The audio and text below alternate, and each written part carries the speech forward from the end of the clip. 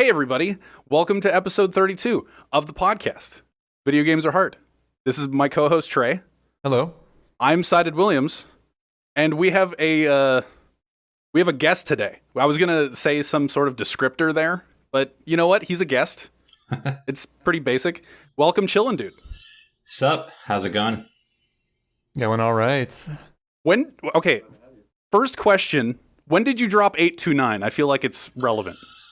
I don't think that I've really dropped it necessarily. I think it's just easier for people to find like my Twitch channel, for example, if it doesn't have the 829 at the end. But right. Officially, I'd like to think I'm still Chillindude829. It's still in your Discord name, so why not? Exactly. You're a man of the people, as it were. Exactly. I just, I do everything for the fans.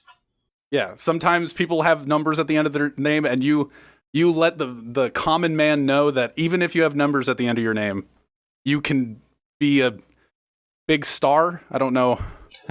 Whatever the end of that sentence. It harkens back to the older days of the internet, and Chillindude, you've been around in the gaming scene, especially in Melee, for quite a while now. Yeah, since basically as soon as Melee came out. Because we were kind of competitive, amongst each other, just me and my friends, without realizing that the competitive scene was a thing. Because the competitive scene wasn't really a thing yet.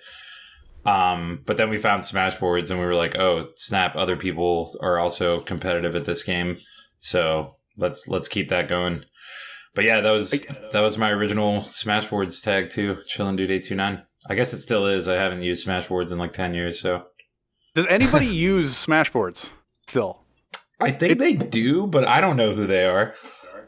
You have been on casts, and I don't know if you've read one of the ad blocks that say go use Smashboards. Everybody's using Smashboards. Mm-hmm. I don't know who uses Smashboards. I honestly don't either, and it's kind of sad because the community is a little bit fragmented now on other websites. It's like Facebook groups or. You just message Mixer. Someone, ask them. Mixer. Yeah. Yeah. Find the next really tournament popular one there. On Tinder. Yeah. Tinder, Melee group. Just wherever, honestly. But yeah. Yeah, honestly, Smashboards nowadays, similarly to, I'm assuming, Speed Demos Archive, which is the speedrun original forum in a sense. They're not used so much nowadays, but for archive purposes, it's good to have them around still. Oh yeah, absolutely. I think the forum model is just kind of outdated for whatever reason. Exactly. I still like forums, but I think people just want stuff in more real time, I guess. Yeah, I was a pretty big forum goer in 2008 to 2011-ish, I'd say. And it used to be so hyped just to have, we called it a shout box at the bottom of the website. Just anyone could type in there and just anyone would see the message. Right. And nowadays we have that much more streamlined with Discord and stuff. So there you go. Makes sense. See, I didn't think we had the one-to-one parallel. We mentioned Smashboards, and I was just like, yeah, we don't have that in speedrun. It's like, oh yeah, Speed Demos Archive. That was before my time. Starting in back in the day before Twitch and stuff. Because I knew about speedrunning for quite a while. I saw the original 16-star task when it came out, 2005, I believe. And I was Googling stuff, and I was like, oh, there's a forum for this. That's cool. Whatever, I'll move on now. But yeah. So interesting stuff. So the Melee thing. See, everybody's watched the doc. The docs existed. We know the bullet points of Chillindude in the early years. We don't want to touch on that too much. I feel like it's been 7 years now. I'm sure you've talked about the doc plenty of times now. Yeah, it's very important because that's a big reason why Melee is still alive and thriving today. But it also kind of coincided with Evo re-adding Melee from that whole donation contest of which game could donate the most toward, I forget exactly what the cause was, but it was for charity. And Melee ended up pulling together and donating the most. So we got back into Evo. The doc came out shortly after that, and it was just kind of the perfect storm of, bringing the community back from the dead. 2013 was just an explosion of activity. And had I gotten into Melee, I would have been sort of a documentary kid of sorts, but I didn't. So there you go. Yeah, let's talk about you potentially getting into Melee. This was All right, this so was an there was idea. a moment. I had already been speedrunning for a couple of years at this point. This was probably at the peak of my interest of watching Melee, which I still do watch Melee every now and then, not as much as I used to, but still every now and again I'll watch some tournaments. But in like I'd say winter of 2015 to 2016, I was probably like at my peak of watching Melee content, and I was highly considering becoming a serious Luigi player. I was gonna look up the combo videos and the tech skill tutorials and grind it out. And I mean, I was at college at this point, so there was like a Smash club every Friday, I believe. So I had some people I could play against if I wanted to. But I started practicing tech skill on my own, and Luigi's pretty fun to mess around with, so I was having a pretty fun time with that at first, but I quickly realized that like Melee just wasn't really my calling, perhaps. Like, it's fun to just play people every now and then, but I didn't have the passion or the environment or dedication to really apply myself to like get into like that top player mentality. Right. So now I just tend to have like a scrubby Luigi, but it's still fun to play sometimes. So there you go. But yeah. I feel like you had the environment. You just talked about how your school had a club. To some extent, but you know what? This brings me to another point. Oh, I guess furthermore, 2015 was pretty nuts because that was when the Big House 5 took place. Yeah. And my hero Abate top 8 Luigi, that was sick. Yeah, that was nuts. That was like my favorite tournament of all time. See, but go ahead. See, I like Trey. Like when we were doing our pregame for this interview. For the record, this interview had the most pregame. It didn't have a lot of pregame, but it had a lot of. It had more than any other interview pregame. And Trey suggested that as a topic, just like, oh, my idea of getting into Melee, and he's just like, yeah, I tried to do it for 2 days, and then I stopped, more or less. and I'm just sitting there. I'm like, I wasn't thinking about the time that I set up Melee that one time in 2015 or 2016 when I was like bored of Sunshine one day, played for a half an hour as Sheik, and went, yeah, I don't know. I don't have any people that play Melee near me. I'm just going to turn this off. That's kind of that's our Melee history. I'm a huge Melee fan, just in general. Love the Chillindude commentary. Thank you. And you know what? And the matches, the Chillindude matches. Wow, I appreciate that. Haven't gotten that one in a while. No, I think come on. With Melee, it's very dependent on kind of who you're playing with and whether you find the right people. Because even with, Trey mentioned this Smash Club he had at his school. If they were just mostly casual players and didn't take it that seriously, then that wouldn't lead to that much. Like if, for example, if Trey was trying to become this top Luigi and he put in the hours and then he just started kicking everyone's ass at his school club, then where does he go from there? I wish. But like, no, so I feel even though it was nice. Oh, go ahead. Oh, my bad. I was saying, I feel like with like speedrunning, it's way easier to kind of just improve yourself because it's just you in the game as opposed to needing someone who's actually also good to play against. Yeah, speedrunning is you versus yourself, and furthermore, speedrunning is pretty addictive because you can clearly see your progress over time. Like you practice long at first, and you immediately see the improvement, and it's pretty satisfying. But yeah, even though I had that college environment, and I had people I could play against that were, in most cases, better than me, so it was actually good practice, I sort of have a history of people that I play are not the, let's just say, best behaved or best sports. So I love playing Melee, and it's fun when you win every now and then, but I don't know. The people that I play, like, I'm not going to say any names. I thought of saying some names, but I won't, just to protect the innocent. It's just like you want to win, right? But then you feel kind of bad because then, let's just say someone you're playing in friendlies isn't the greatest sport, so they get kind of salty, and then it ruins the whole vibe. And I've dealt with a lot of people like that, so it's like I almost felt better losing sometimes because then they felt better. I think I'm too empathetic to get a Melee. That's my problem.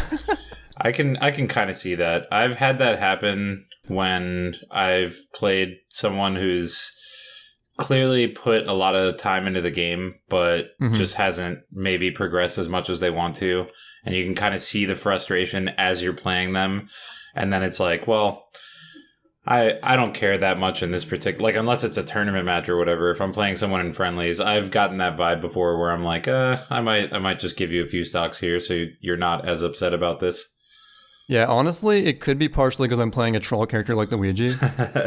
But yeah, there's one guy in particular, again, not going to say a name, who clearly had some pretty good tech skill down with Fox. He was moving and grooving.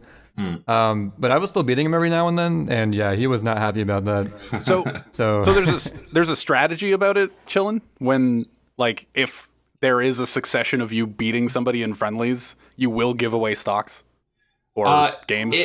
It really depends. Sometimes it just comes down to whether I like the person. Like, if sometimes someone will be getting salty, but in my head I'm like, well, I've put in way more time than you. It makes sense that I'm better than you, so I don't know why you're salty. So in those situations, sometimes I'll try to beat them even worse. Which is that anybody?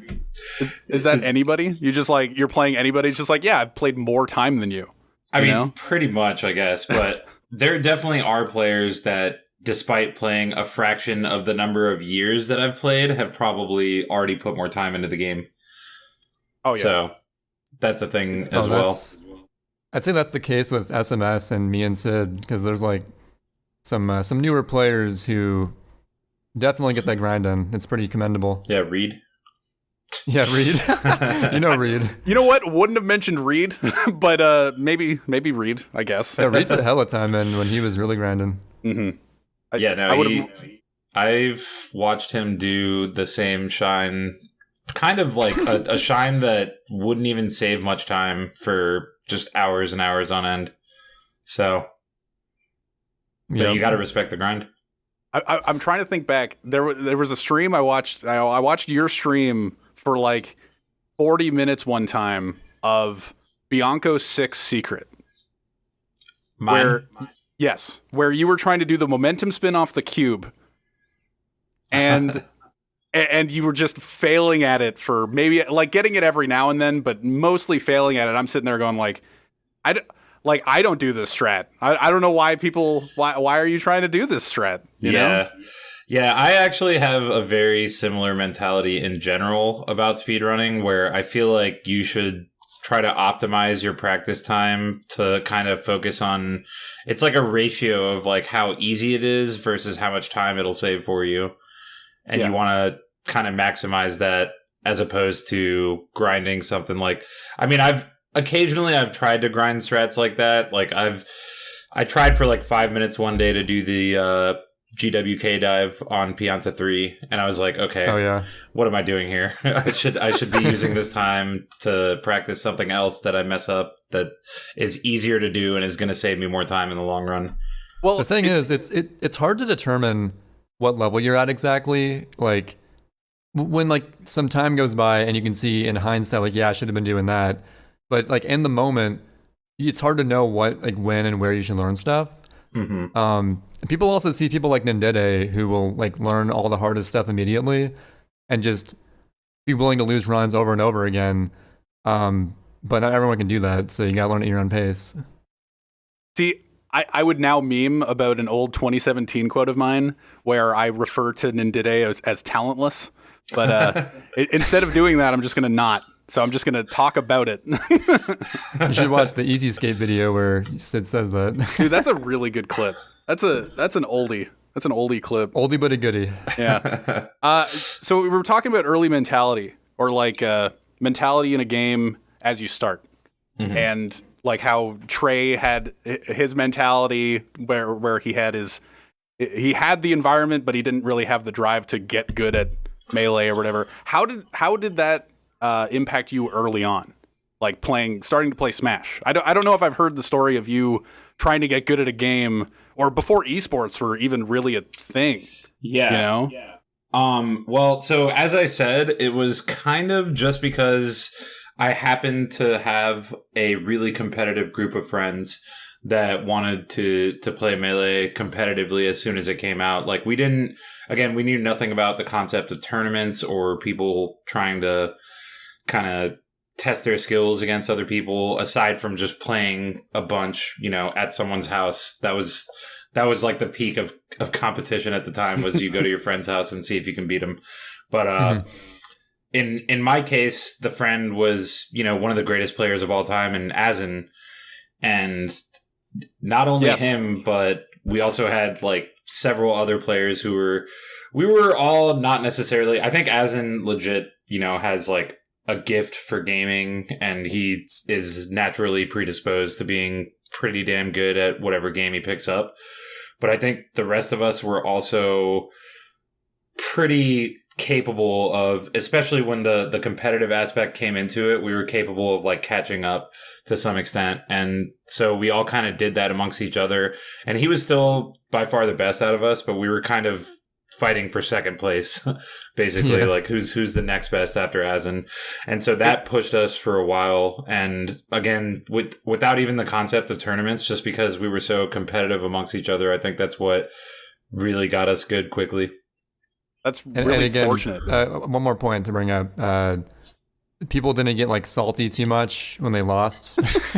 I mean, we definitely did, but I think that's kind of at the time, because obviously we were way younger. I was like 11, 12 years old when Melee came out, and even though the people I was playing with were a bit older, they were still, 15, 16 years old. So I think we were definitely... The fact that we got salty, though, would usually push us. We would get upset and be like, okay, I can't keep losing to this guy, because he's basically... I was frequently toward the bottom of the pack, by the way. So I was like, all right, I can't be the worst out of this group. I got to be at least second worst. So I got to beat this guy who's been kicking my ass recently, because he's generally considered the other worst or whatever. So that salt kind of pushed us back in the day. It also led to like this environment of trash talk, which I think is something that's not completely, but mostly gone out of competitive fighting games especially, but also I guess esports in general. It's just, which it kind of makes sense. The bigger it's gotten, it's kind of hard to... Like, if someone just came out of the blue and tried to trash talk like Mango, everyone would just brush it off, right? Because who the hell are you? Like, there's already like an established kind of tier list of who's good at the game already. And so if you just come out of nowhere and talk smack, then no one's going to buy it. But back in the day, that was actually what a lot of people did, because there was no way for us, for example, to compare ourselves to players in California outside of, grainy VCR footage that even now, if you watch someone play Melee, it's hard to, unless it's like a clear skill difference. Sometimes you can watch someone who's better than you and be like, oh, I can do that stuff. I'm still better than this guy or whatever. So I think that the whole trash talk environment that was kind of present in the early years of Melee was actually really beneficial for us, because it pushed us to get better quicker.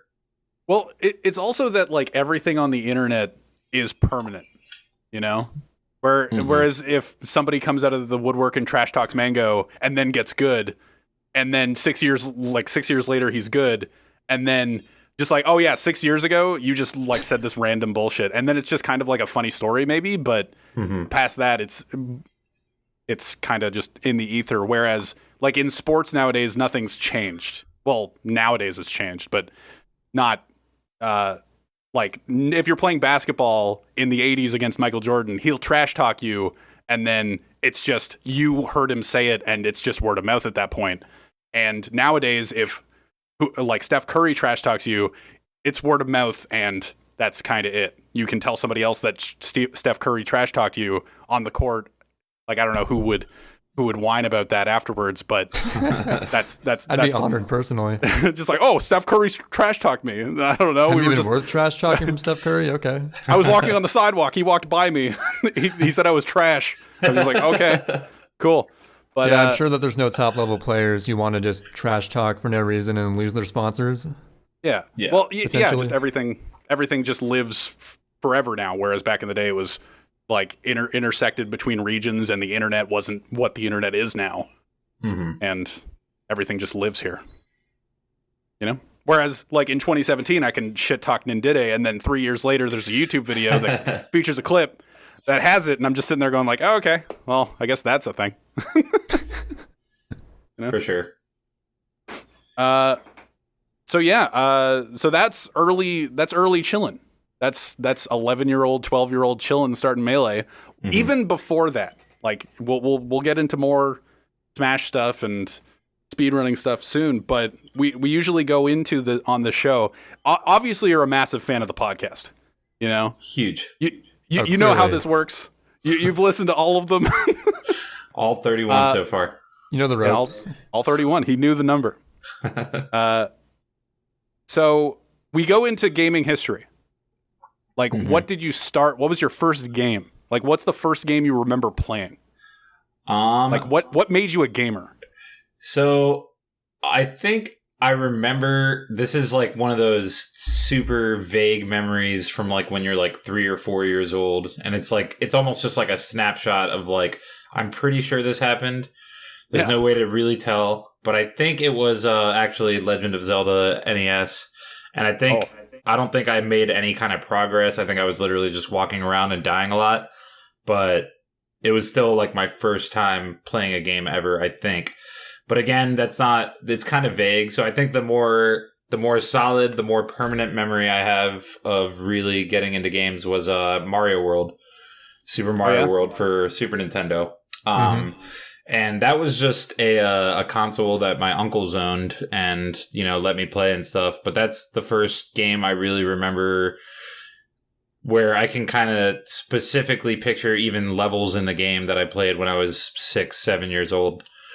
And at this time, I had like no concept of even being good at a game.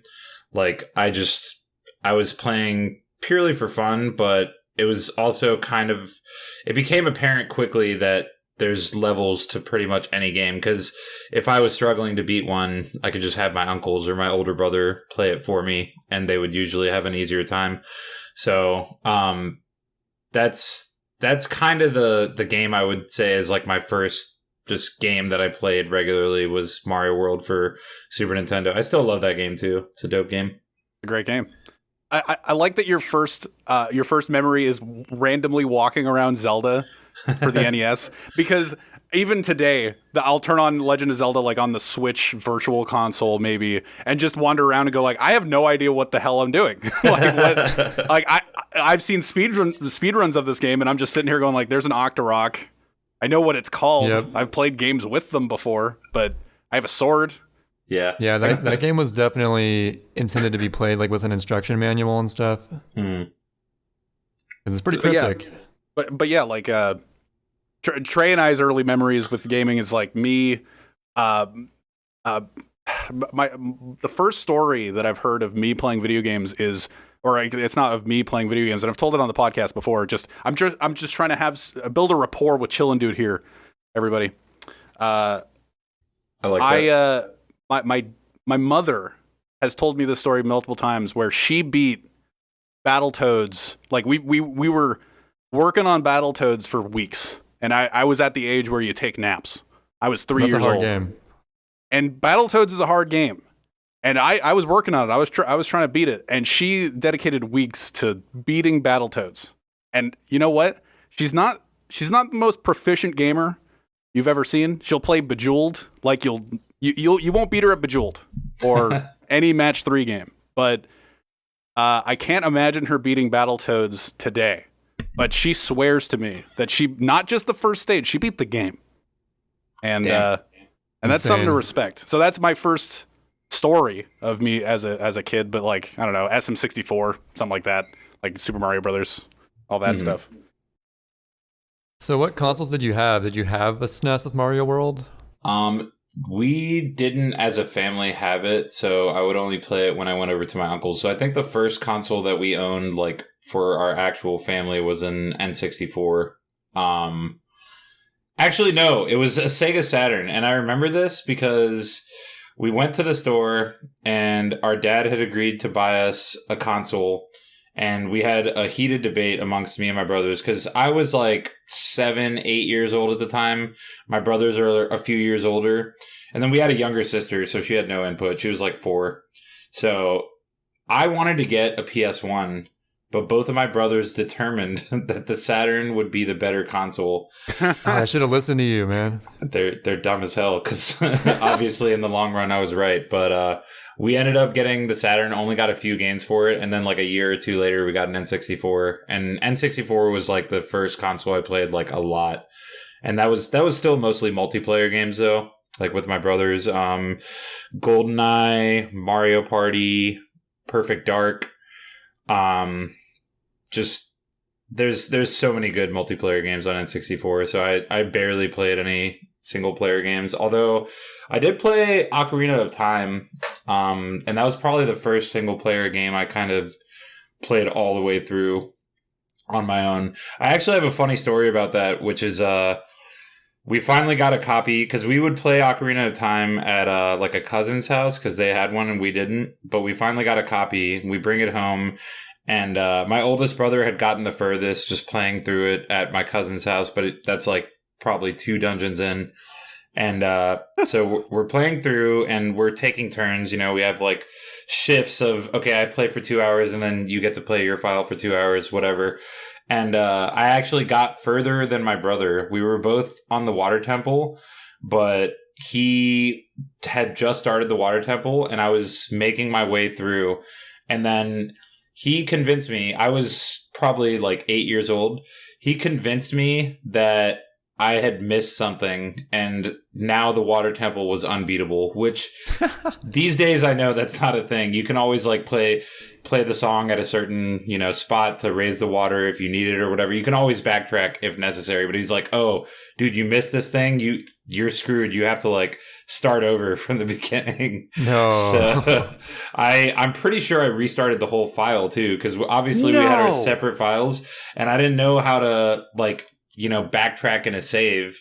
So I think I literally started a file from scratch because my brother convinced me, and I'm like 90% sure that he knew that wasn't actually true, and he just wanted that's heartbreaking to beat it before me. So that pains me now.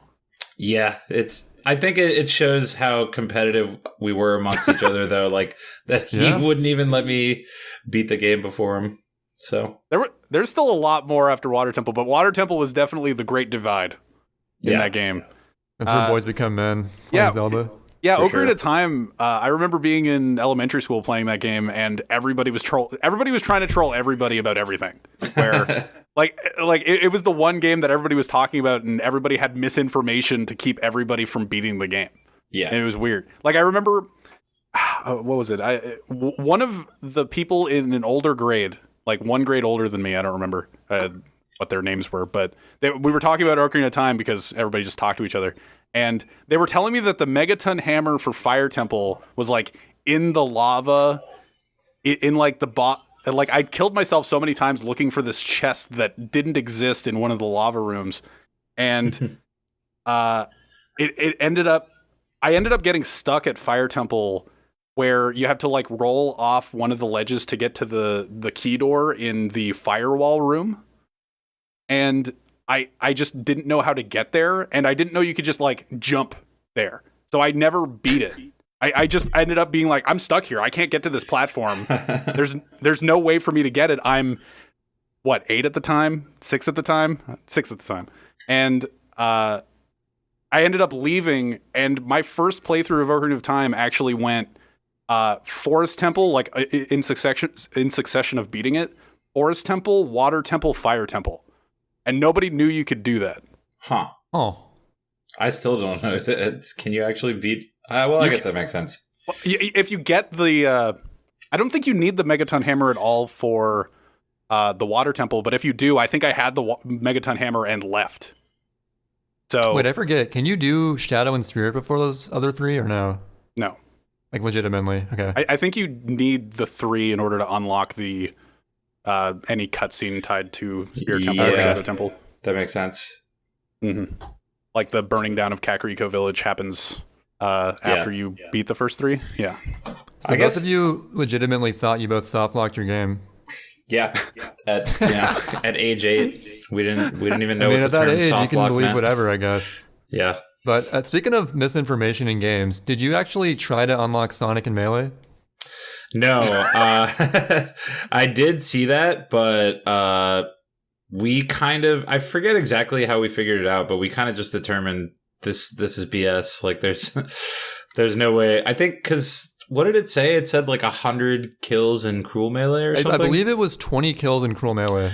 I see. I'm pretty sure then I think Azen just got 20 kills and we didn't unlock them. And that's what he was our determiner of whether As a that joke, was a I was real going to thing. say, yeah, Azen just did it. But yeah, I guess he actually did. So Yeah, I'm pretty sure. Because I think you can, there's ways to like kind of cheese in Cruel Melee where you can kind of grab the ledge and wait for them to kill themselves.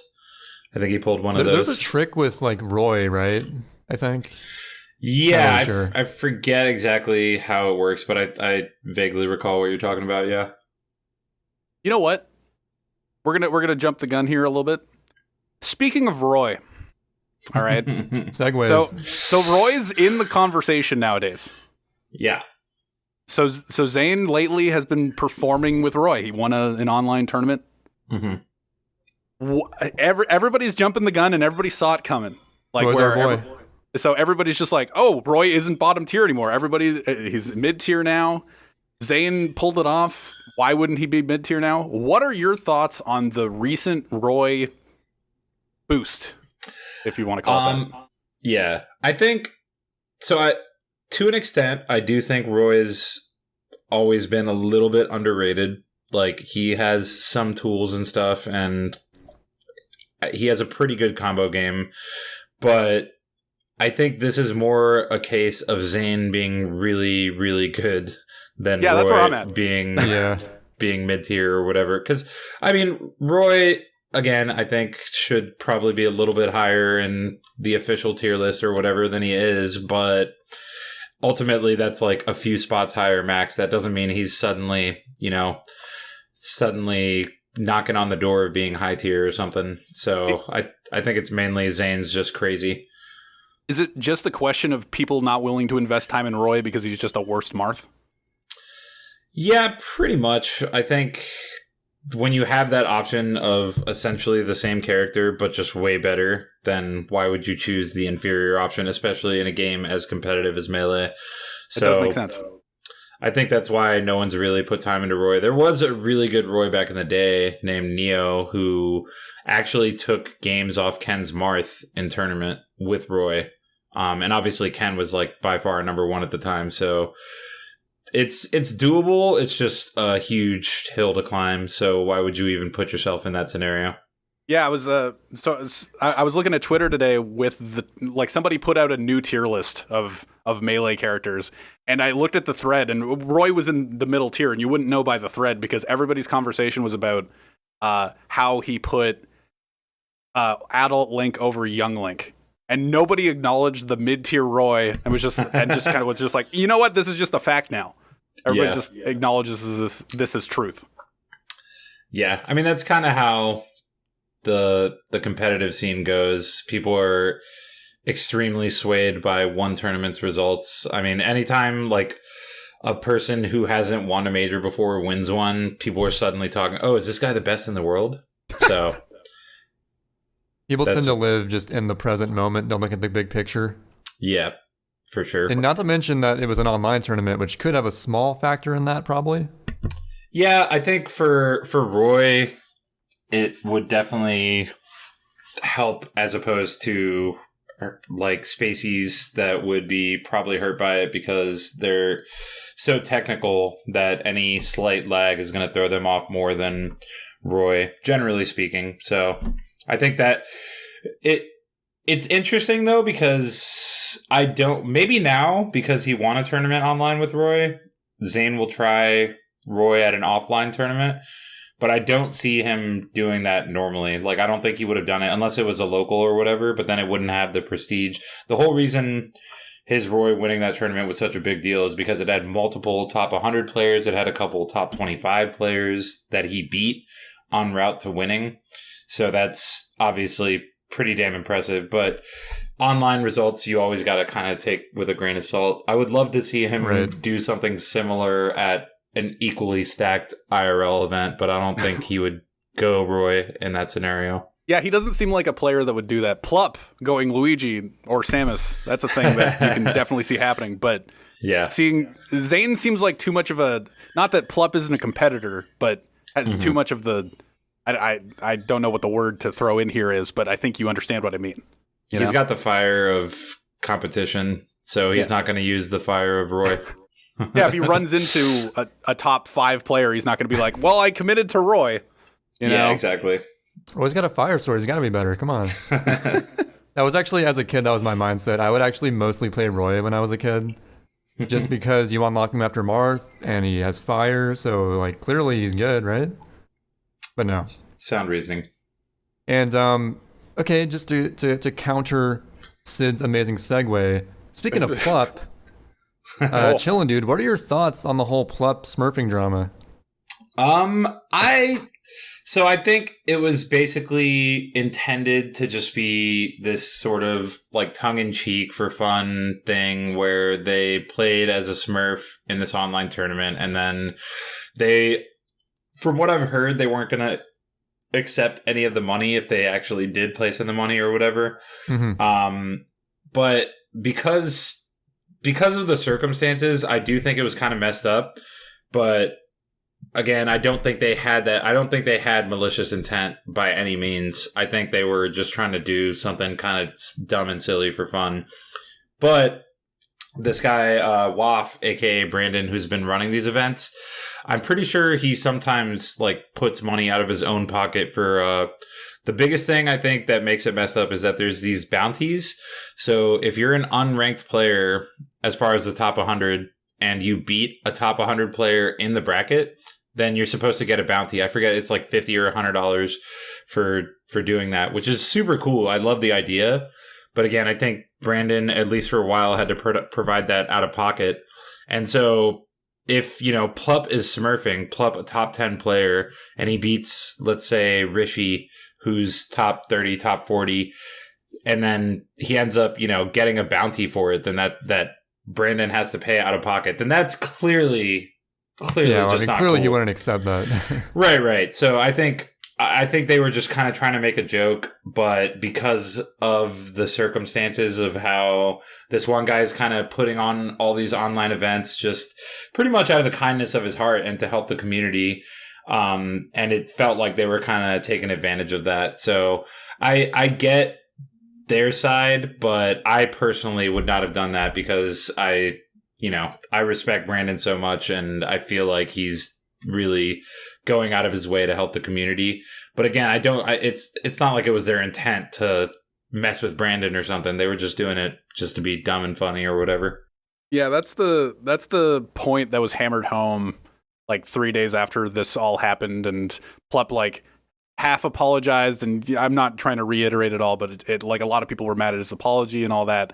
But the sentiment from a lot of people was like, yeah, I get it, it's a joke, but like, why did it have to be Brandon? Like, why'd you have to do it to homemade waffles? Like, yeah, he's just like one of the most beloved people in the community with good reason. Like, he's one of the most wholesome people, but he also like keeps it real. Like, I've never gotten a fake vibe from Brandon in my entire life. Like, he's one of the most genuine people. And so if you're really, really genuine and then you're really, really wholesome also, that just means you're a damn good person in general. Yeah. So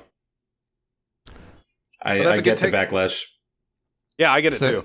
So you're saying you could justify it if it was ran by a lesser respected person? Yeah, because they deserve it. No, I'm just kidding.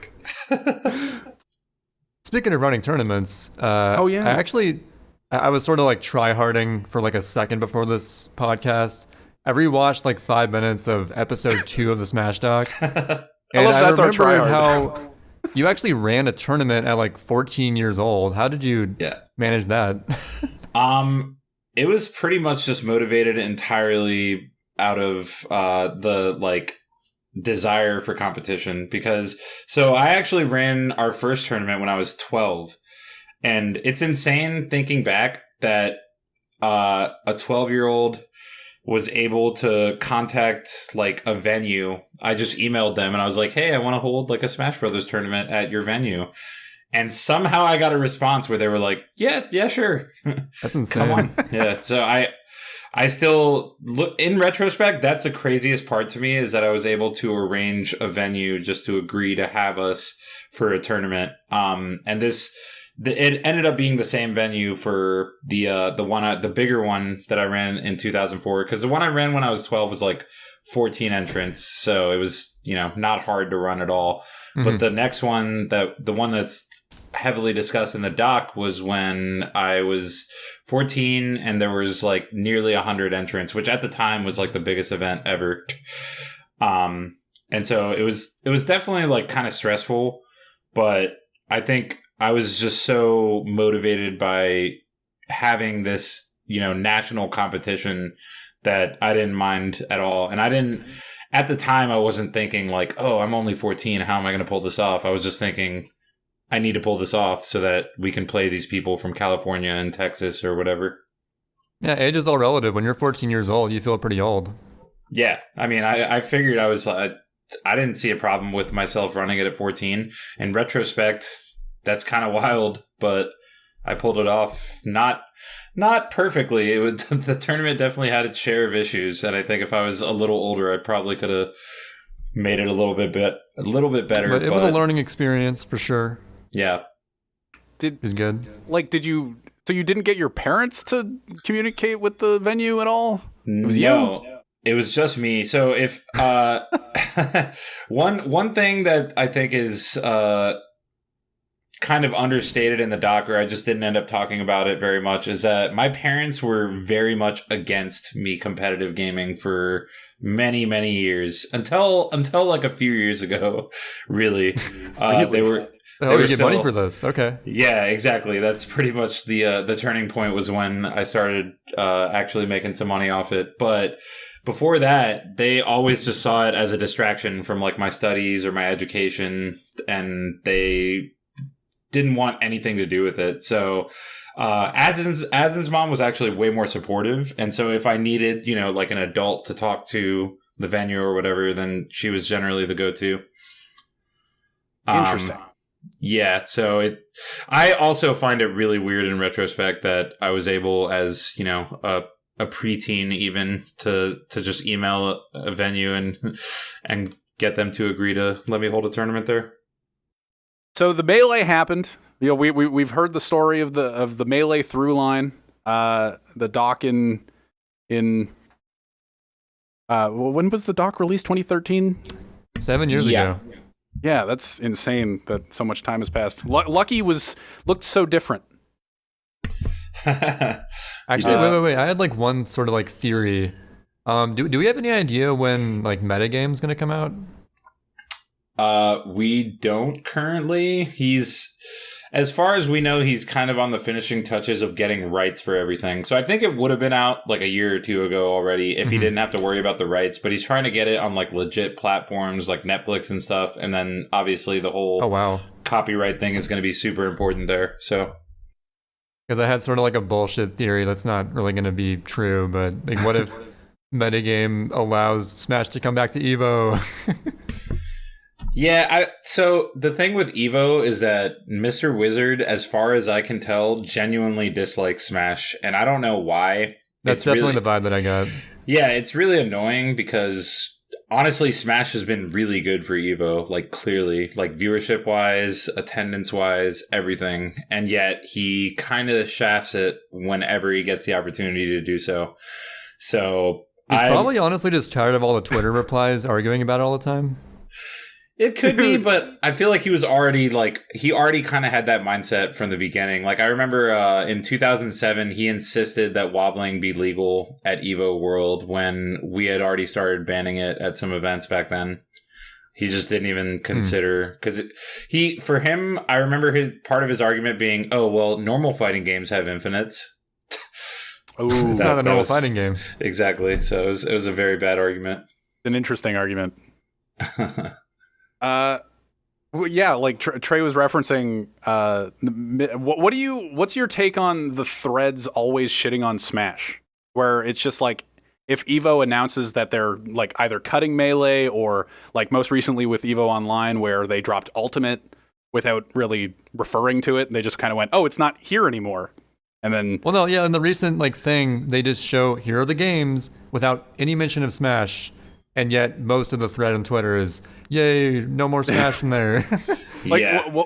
what's your take on that? Where it's just like all of the thread is, oh, great, no Smashers a Um, lot of the time. So I think there's a couple sides to it. I think number one, Smashers can be obnoxious sometimes about our game. I'll be real. That's Okay, something okay. that you can't ignore that aspect because especially like Melee players in particular, I'll keep it 100% right now. Melee players can sometimes just be so gung ho about Melee that they forget that other games also matter. And it's kind of reflected in the way they talk about it, where they want everything that's best for Melee. I mean, I get it as a Melee player, but also you kind of have to be respectful and cognizant of other games existing at least, and like the fact that they deserve spotlight to some extent as well.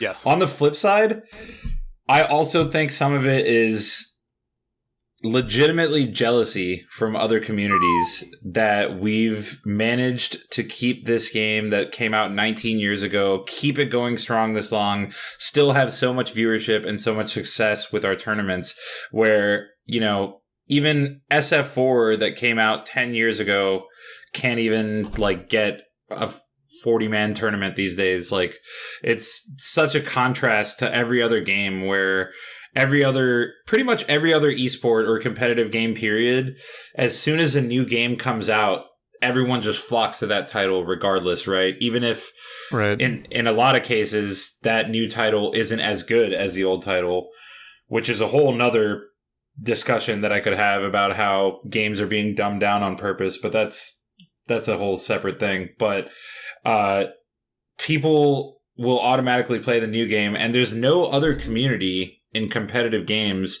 that has managed to just keep playing the old game because the old game is better.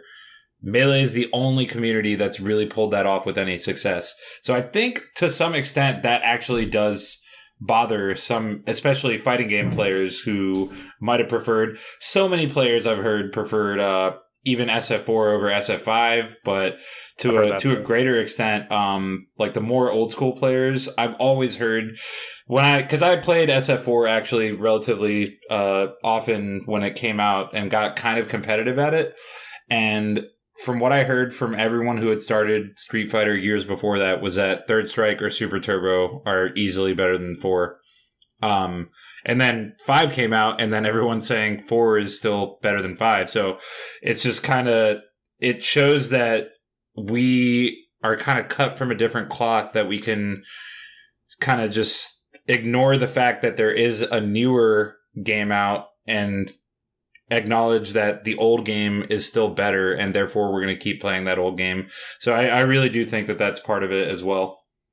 Well, do you think it's a little bit on Nintendo's or on I guess Nintendo's fault or on Nintendo's shoulders where they split it so hard from Melee when they released Brawl?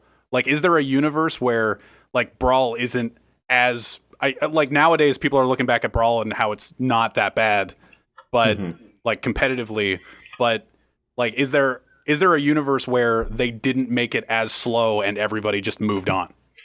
Absolutely. I've had this theory crafting discussion before about with Project M.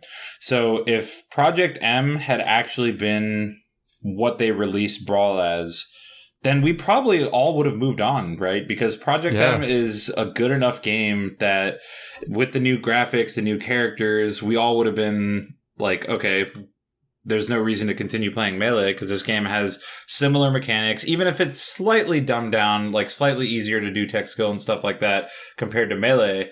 It's still a really good game with new characters, new stages, updated graphics, etc. So it's almost a blessing in disguise that Brawl was so bad competitively because it kept us playing Melee, which is a really weird thing to think about. And since the split happened, it's just easy to just keep going. It's like, oh, Smash 4's out? Well, we still got Melee. Oh, Ultimate's out? We'll touch on it. We'll stay with Melee. You know? Yeah, I think if it's possible that if Sakurai, for whatever reason, just had a change of heart one day and was like, you know what? I actually love competitive Melee players, and I'm going to give them what they want. I'm going to actually put my all into designing a legitimately great competitive game along the lines of Melee. That could be the thing that actually kills Melee. But aside from that, I don't see it happening. Melee HD? Melee HD is a tricky one, too, because I don't trust Nintendo to remake things. I'm sure you guys understand as speedrunners. Oh, yeah. We're the exact same way with like a Sunshine HD. They're going to... Actually, we mentioned this before, but if they do make a Sunshine HD, rather than have it mostly be the same game with some minor quality of life improvements, quote unquote, we'd prefer it actually like drastically changes and they add quite a few new things so that there's like a clear distinction in the two games. This is with the mentality of, we know they're going to change the controls. You know? And they're going to be worse. Yeah, so like especially spin jumping. Like with Melee HD or with Nintendo releasing a remastered version of Melee, like there's no point in your brain. It's just like it's the exact same controls, you know. Right. So, and that's most of the game for Melee for sure. And with Sunshine, like the controls are nice and everything. I like the world, and the controls are what keep it relevant in speedrunning to this day. But like if they made a remaster, we would still have the original, and there's no way they keep the controls the same. But it's not the same. It's not the same thing. It's not 1-to-1 with Melee Sunshine, where it's just like if they released a re-release, everybody would just kind of be like, "Oh, okay," and then go on. There, like with Melee, there would be a split, just like Brawl. That's true. I think it's different for Melee for sure. There is a chance, like a less than 1% chance probably, that they could nail it, but that would take, input from the competitive community, which they've already shown that they don't really give a damn about.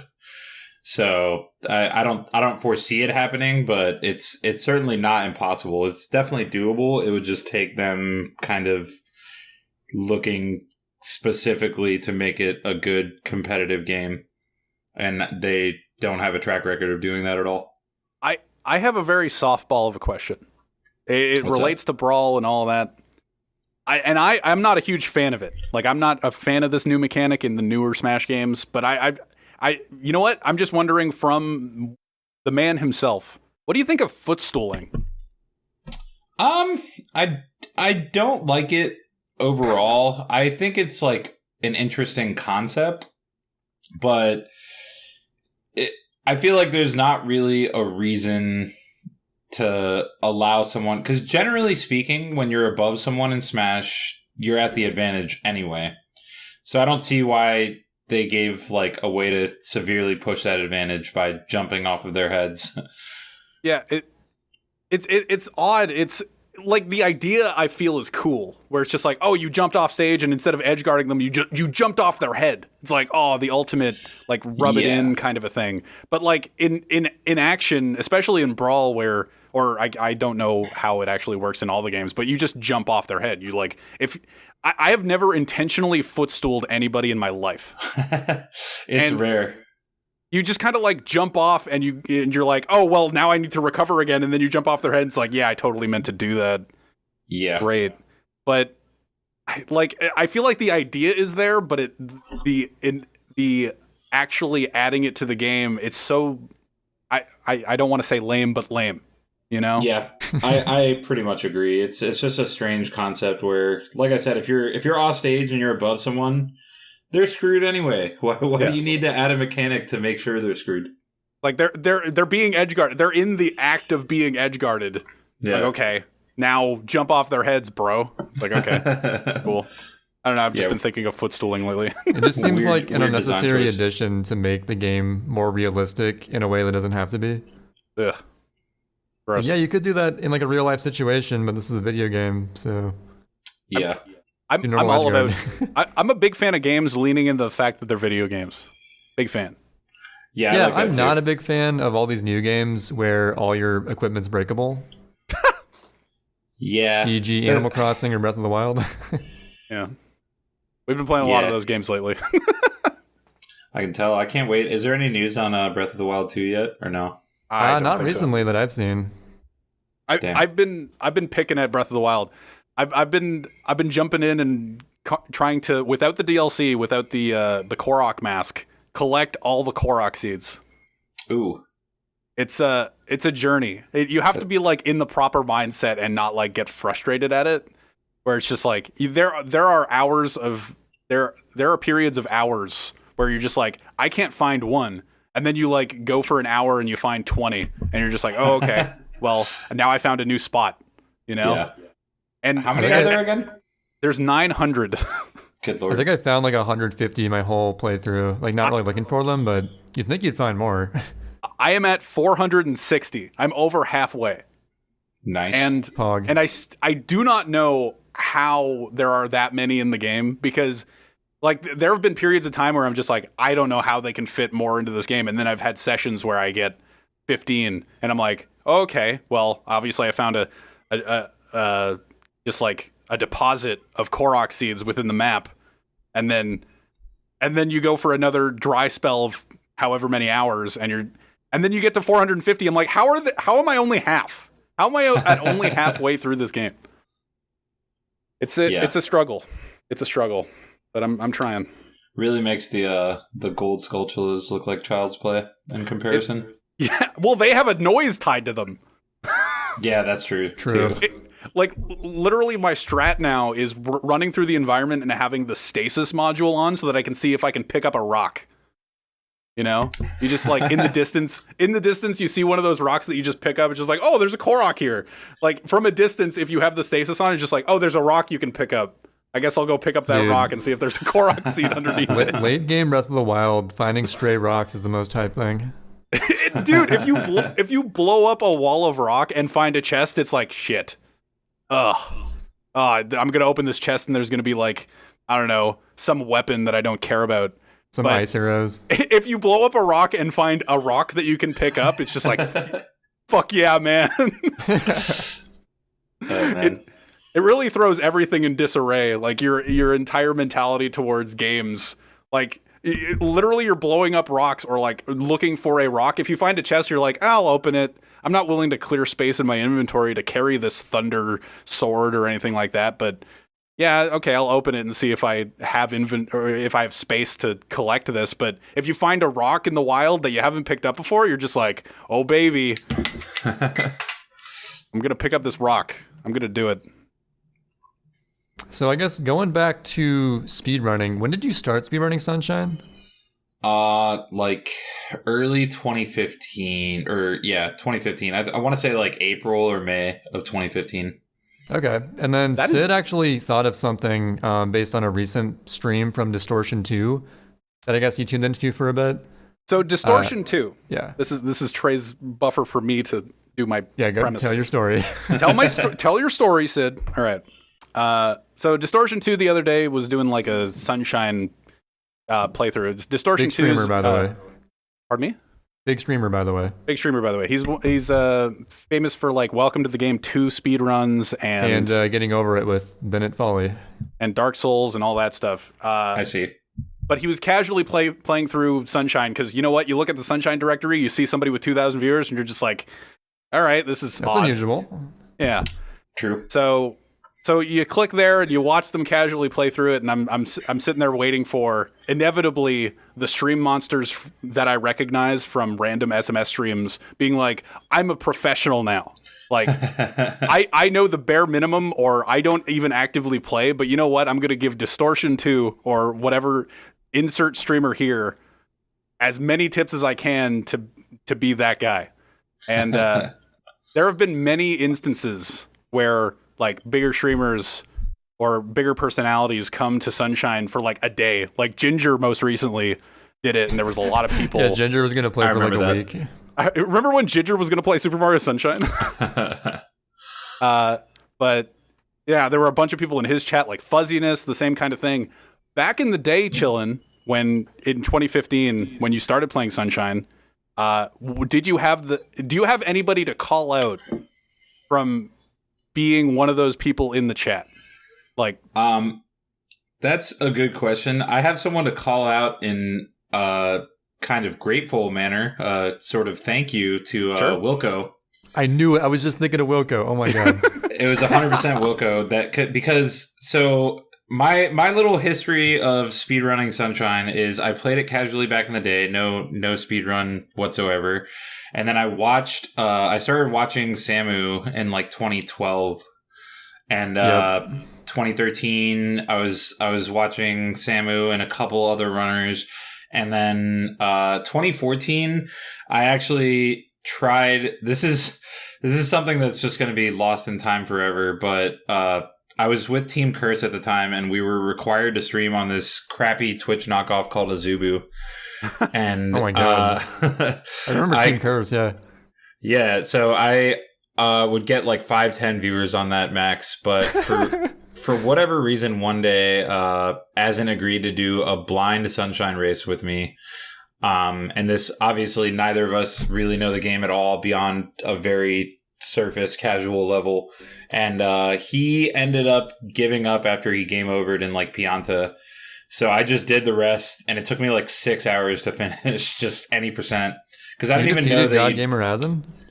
I defeated God Gamer Asin. So that's crazy. That's when I knew I was destined to speedrun this game. But no, it's so I didn't touch it again for like another year, and then it's actually really funny because if you go to my Twitch chat right now and type !Sunshine, I got a lot of questions about whether I'd played Sunshine when I first became partnered on Twitch. So we went back to Twitch. Thank God Azubu was over, and I got partnered, and I was just streaming almost nothing but Melee at first, and PM at the time because we could still do that. And people would ask me a lot about Sunshine for whatever reason. I guess because I mentioned it as like one of like the casual games I enjoyed a lot. So people would always be like, "Oh, are you like thinking of learning to speedrun at all?" And so if you, to this day, because I think it's funny to leave the command this way, if you go type !Sunshine in my chat, I have my pop out open, so I'm going to specifically type it right now. Chillin has indeed played Sunshine, and he's thinking about learning to speedrun it soon. That's amazing. I think I still have some of those legacy commands as well. Yeah, it's really funny in retrospect. But so this was like early 2015 when I made that command, and then one day I decided, screw it, I'm going to do it because I still at that point watched a ton of runs. Like I want to say when I first really got into like watching speedruns heavily, that's when Calf was like the god at the time, where he would just like easily get world record, not play for months. Someone else would take world record, and he'd stream for a few hours and get it back. Like that's what it felt like at the time. So I started learning in May 2015, just literally fired up the game, tried to watch some videos and try to figure out stuff on the fly. And then Wilco shows up in my chat and literally like saves my speedrunning career probably because I was already getting really frustrated with everything. I remember Gelato Skip, for example. I kept trying to like hover while holding forward. And obviously, like, it just wouldn't work. I would never end up getting the clip or staying inside the hut. And then Wilco was like, oh, you can just do this and then let go of the stick and just hold hover and it'll carry you forward. And that was like a mind-blowing moment for me because within 5 minutes of him saying that, I got Gelato Skip for the first time ever. And I was like, oh, man, I'm a real speedrunner now. Yeah. Wilco's a good man. He's great. He was so patient with everything too, and it wasn't just that I think he taught me that the banana clip in Serena 3, and then the Noki 2 clip as well, and maybe like one or two other things. I didn't learn Yoshi Skip yet. I was still doing like the Pianta late route or whatever when I started. Mm-hmm. But he was just literally in my stream for a good 5 hours teaching me like these tricks. And then I decided, screw it, I'm going to go for a full run and got like, I don't even remember. It might have been over 4 hours, but that's still a PB compared to the 6 hour that I did the year before. So, yep. See, but big shout outs to Wilco. Yeah. Wilco's a good guy. It is different though, when you're looking for help, where you're doing like a speedrun learning stream versus a casual run, where it's just like, if you do a casual Sunshine stream, you are going to have speedrunners in your chat being like, "Oh, you should do this. You should you should try this out." Like, for some reason, Sunshine's all about like indoctrinating other people, or not like Trey or I, but there are people in the community that's just like, "Oh, a new player? All right, we're bringing you into the fold." Like whatever. Or it's like, so this semi-big streamer's playing the game. Let's see if he wants to speedrun it. Hey, do you want to speedrun it? For some reason. Yeah, we can help you. I kind of get it though. I remember watching Mango try Sunshine just casually. He streamed it for like a week or so, like a few years back, and I was always tempted to like drop advice, like, "Yo, you can water slide here, blah blah blah." Like I kind of get it, where you're just like you're watching someone play casually, and you're like, "Why aren't they going fast?"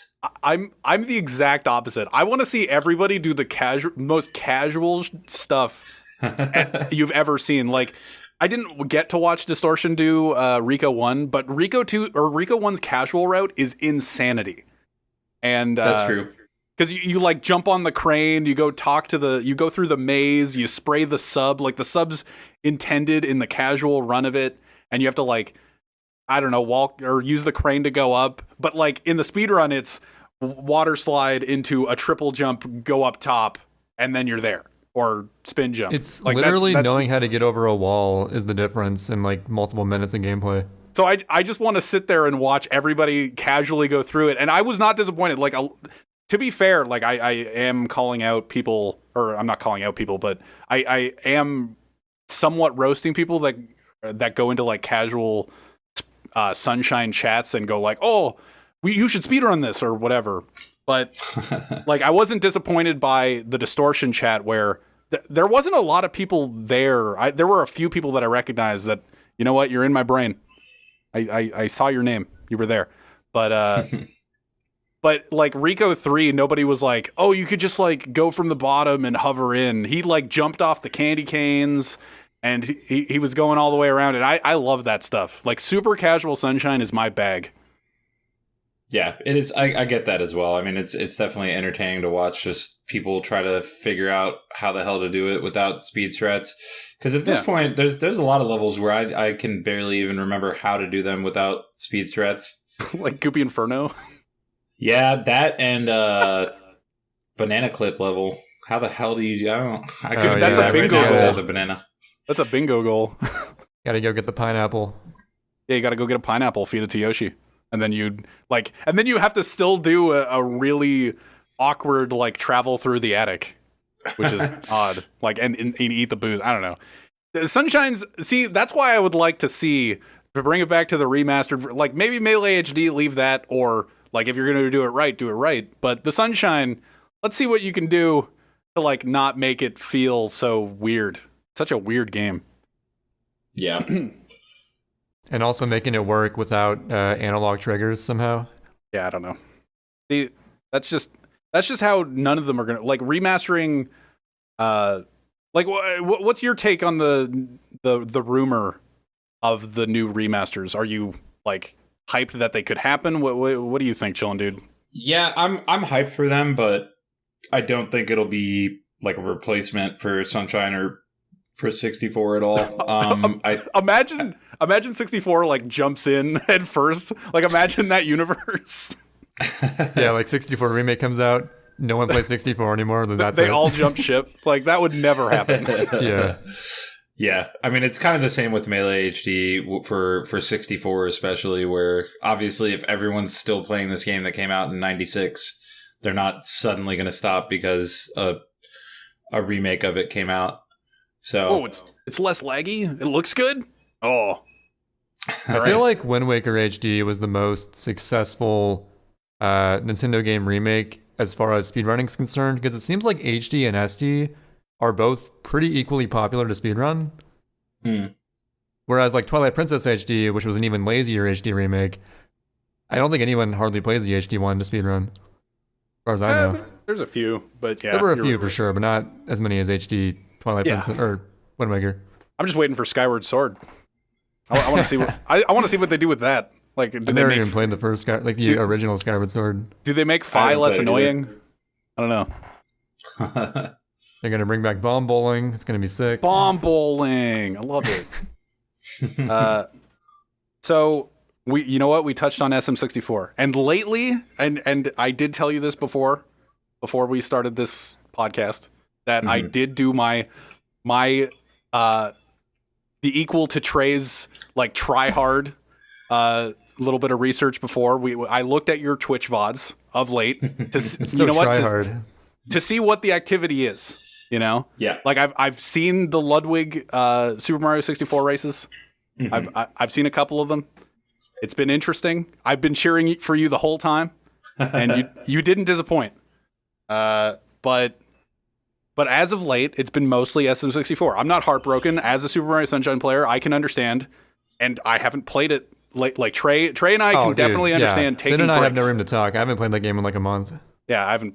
Same, kind of, I guess, around the same time. So taking breaks from SMS, definitely a thing.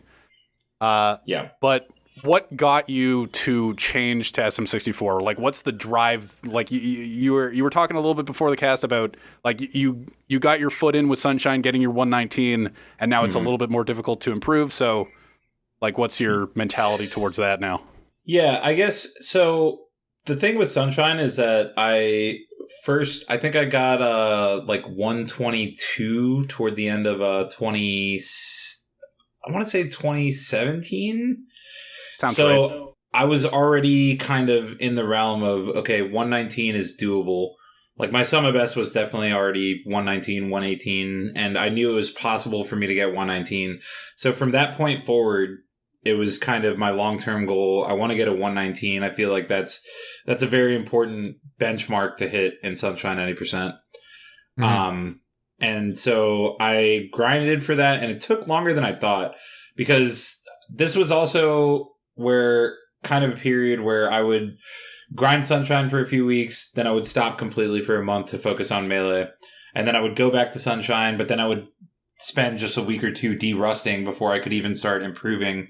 So it was kind of a very slow process, but finally by the end of 2019, like November, it's also a really strange stat is that I seem to always PB on like a specific day at the end of November. I think it's like November 25th. And so I uploaded that 119 when I got it, November 25th, 2019. I went back on my YouTube VODs because I'll only upload a PB to YouTube if it's like a significant PB. If I PB by a few seconds, I don't upload it to YouTube. And so I go back and like my first like 120 was also on November 25th, 2018. Wow. And then like my 122 that was like an insane run for me at the time was like November 25th, 2017. It's really freaky. Wait, the same day, 3 years in a row? I think it was. It might have been 1 or 2 days off on one of the years, but I'm pretty sure crazy. 2 of the years were the exact same day. So I'm getting back into Sunshine by November. Something about Thanksgiving. Thanksgiving motivates you, I guess. It could be. But yeah, so that happened, and it was just such a relief because I had been grinding for it for so long. And honestly, I got amazing RNG that run. I thought it was going to take longer, and it probably should have taken longer because I did get almost perfect RNG that whole run. So maybe the Sunshine gods were like, all right, dude, just get the 119. We're sick of watching you grind for this long. Yeah, just get it. I remember soon after you getting it, you actually rated me. And I was just talking to you, bantering about how Trey and I had like this bet that like Trey was. I remember that. We were talking about how it wouldn't have happened until like after March, and it's just like, and you totally agreed with us. It's like, yeah, it really shouldn't have been this early.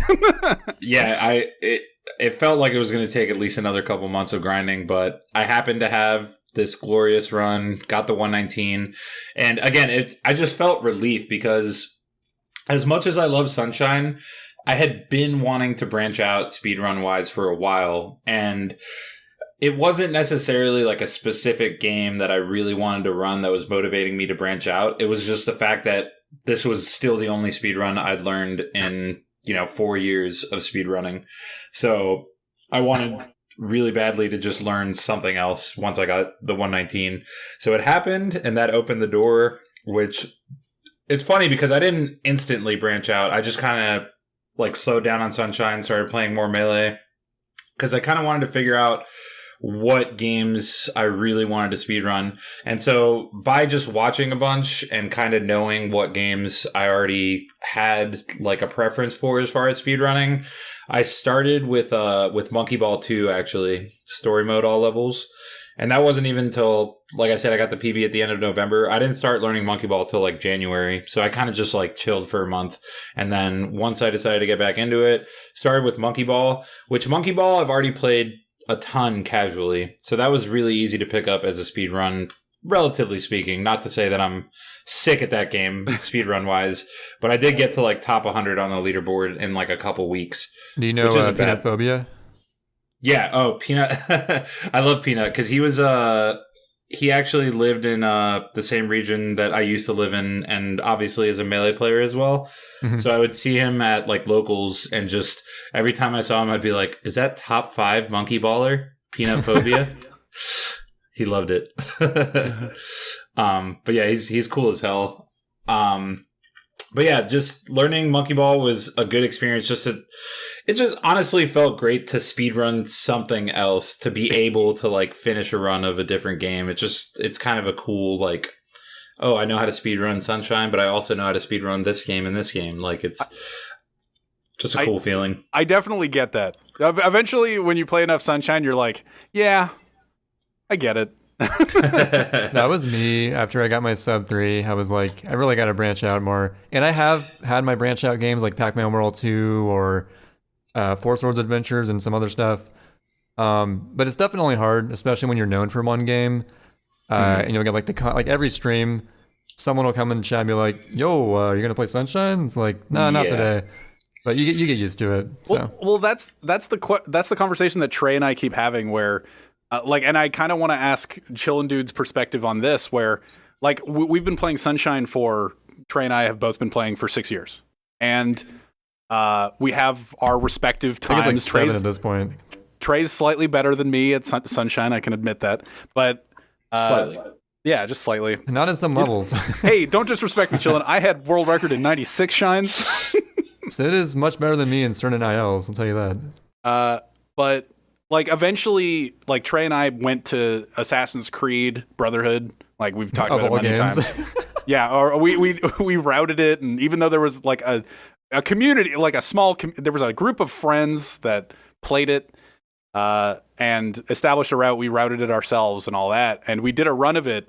And we've recently been not memeing, but Trey tried to get back into it, and like I've never really split off from Sunshine. I've never hit a point in Sunshine where I want to stop Sunshine and pick up something else. I've always been like, oh, I want to stop Sunshine, and then just kind of like that's the end of the thought.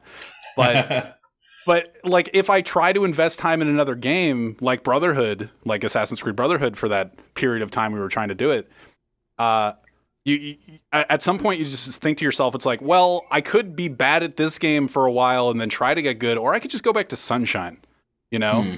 So how did you thing, yeah.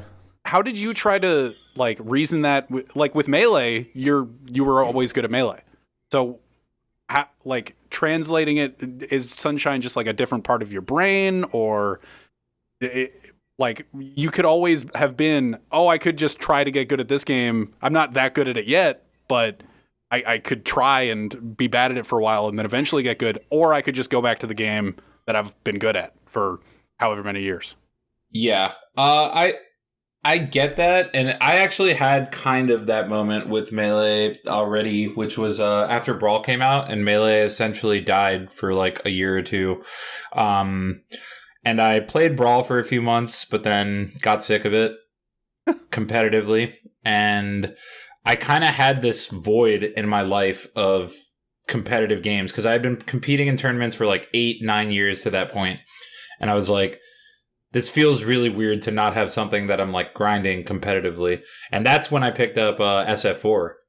And so that's why I played like SF4, and that became like my main competitive thing for a few years. But then eventually when Melee started regaining like some footing, I kind of had that moment where I was like, okay, I could try to get legitimately, top level at Street Fighter, but I'm already really good at Melee. So I might as well just, now that Melee is starting to get popular again, I should just go back all in on Melee rather than, spending time on Street Fighter where it's going to be significantly harder for me to get good.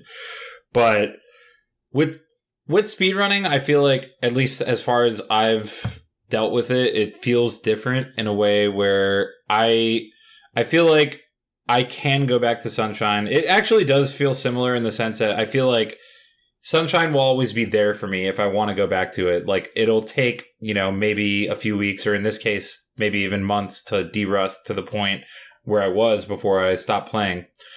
But I still feel like I have a good enough base set of skills that I can pick it back up whenever. And that's always the answer I give to people that do come in my chat and say, hey, where's the Sunshine been? I'm just like, look, I plan on going back to it eventually. That's like a promise. Like, I don't know if it's going to be any percent. I might try to learn 79 or 96 or something. Because I hate hoverless. I tried hoverless and I hate it. I heard 96. It's honestly not that much fun, to be honest. Yeah, hoverless is just like a bunch of really, really specific tricks that you just have to grind a shitload. Actually, I will admit, hoverless for me was pretty fun for a month. And then I just was like, yeah, it's a lot more fun when you can hover, though. True. See, I did just hear you say 96 shines, and that makes me feel happy.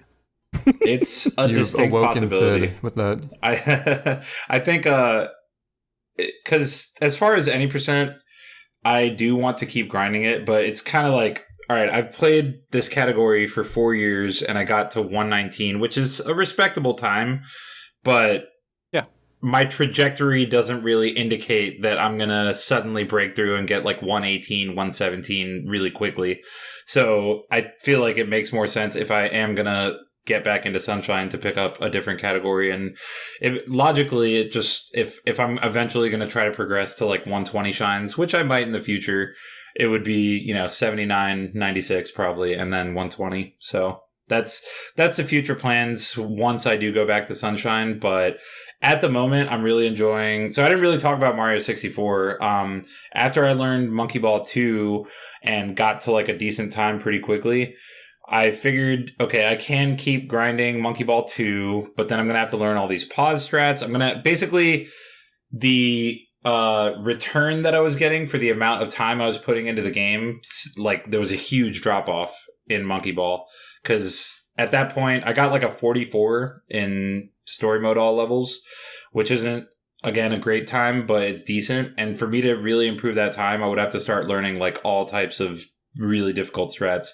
So I figured, I'd been talking about learning Mario 64 for years already, and I know it's it's one of the most popular speed games for a good reason, but yeah.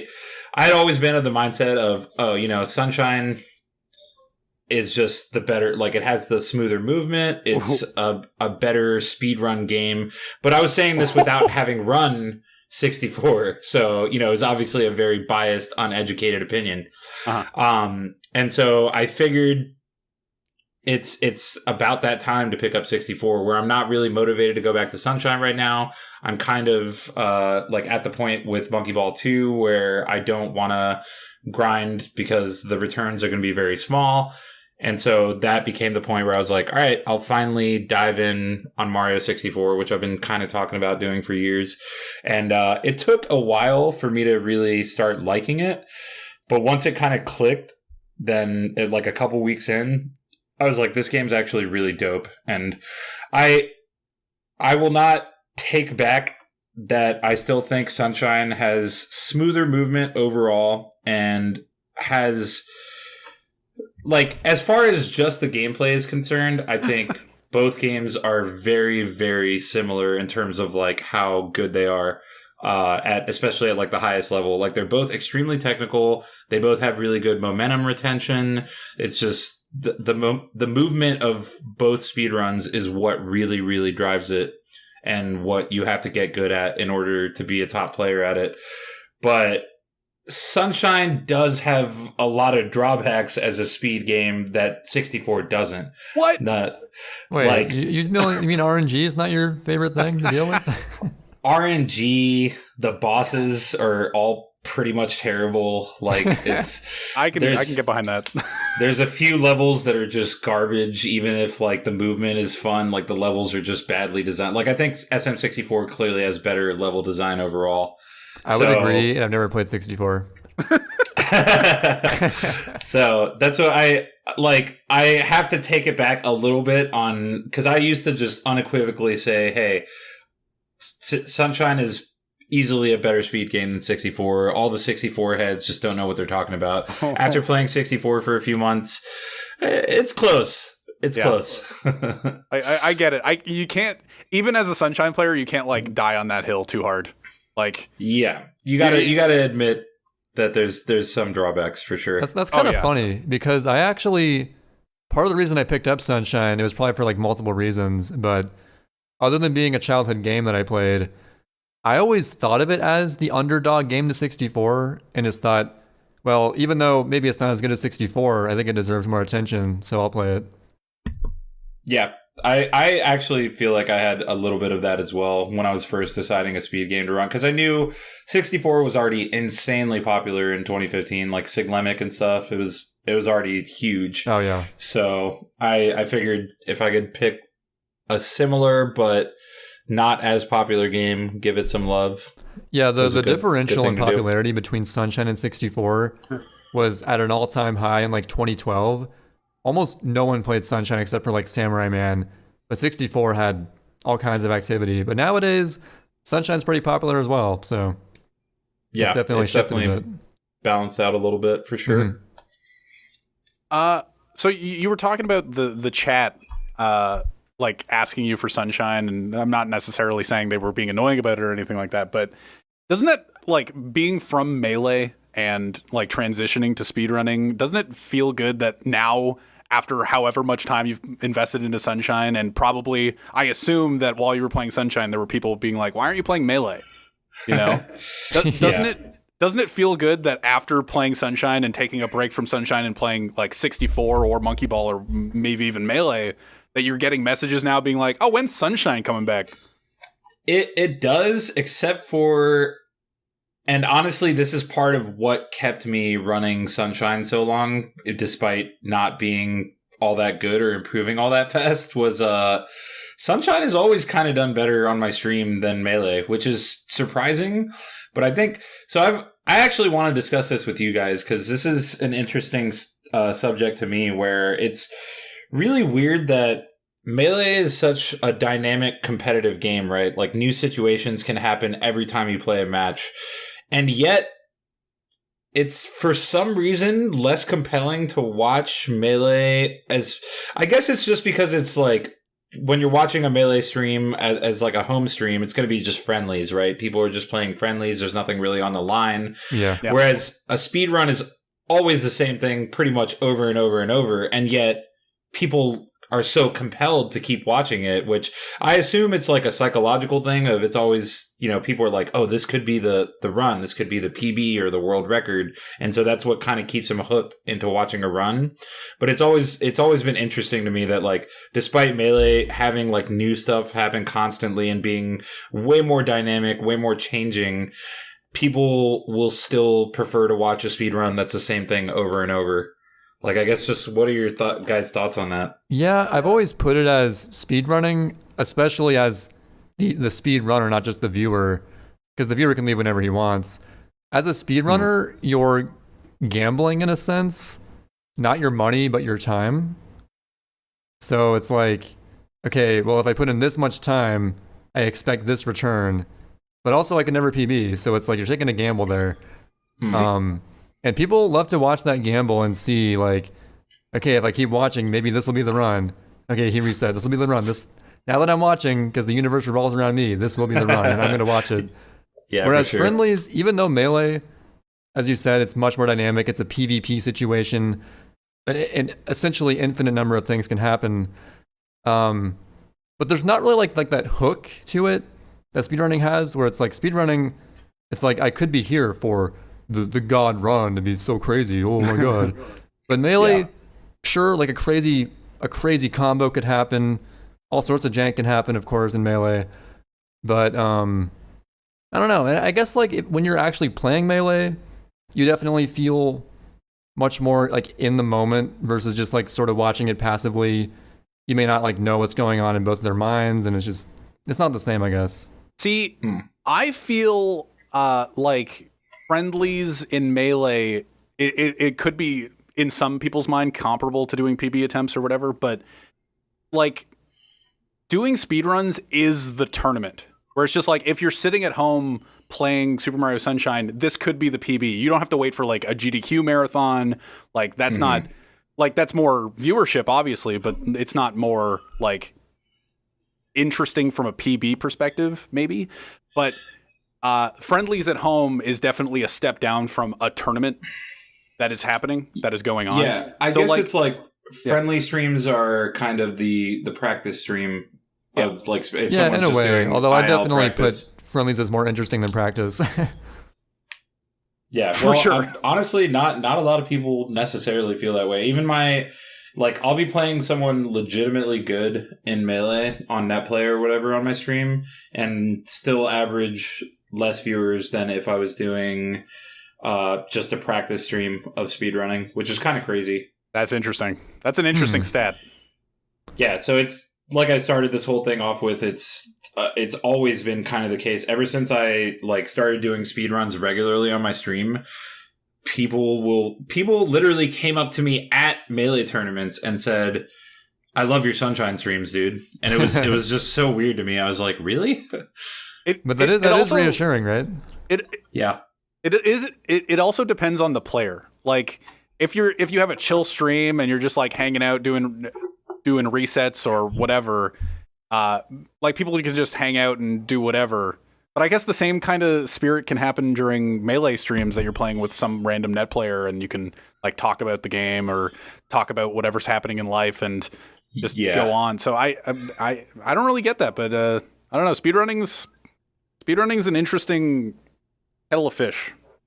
Yeah, and also I think it just goes to show that like people are unpredictable, and you never know when the viewers are going to come in or not, as far as streaming goes.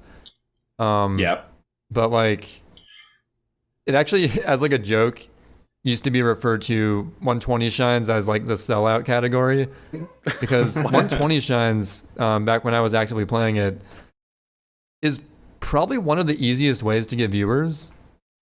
Like doing a 120 shine speedrun at any level, people are almost guaranteed to tune in, which I realized pretty quickly, which was probably part of why I committed to it so much. I mean, other than being my favorite category, it just kind of worked out that way. So, yeah. People don't like 96 shines as much as 120 shines. I'll just leave it at that. I wonder why. People love those blue coins, I'm telling you. They love blue coins. I think another thing with Melee friendly streams too is that you kind of have to choose between either focusing on the match, which Melee requires like so much focus, or focusing on interacting with chat. And either way that you choose, the other one's going to suffer.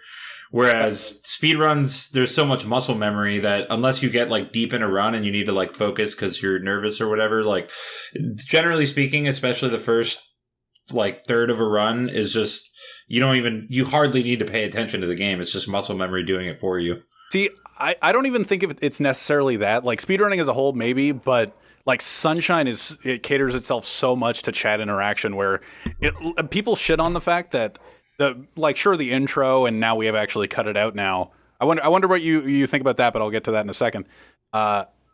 The 30 seconds in between each level, like a lot of people shit on that, especially when people tasked it, where the downtime it used to be the downtime is 39 minutes versus 33 minutes or something about there. So you're actually waiting for the game to let you play longer than it should be, then you longer actually than you're end actually up playing it. Yeah. Right. And but like the beginning is the 6 minute long intro. But other than that, it's very evenly spaced out where you're playing for half a minute and then you could be looking at chat for half a minute and just like talking about whatever.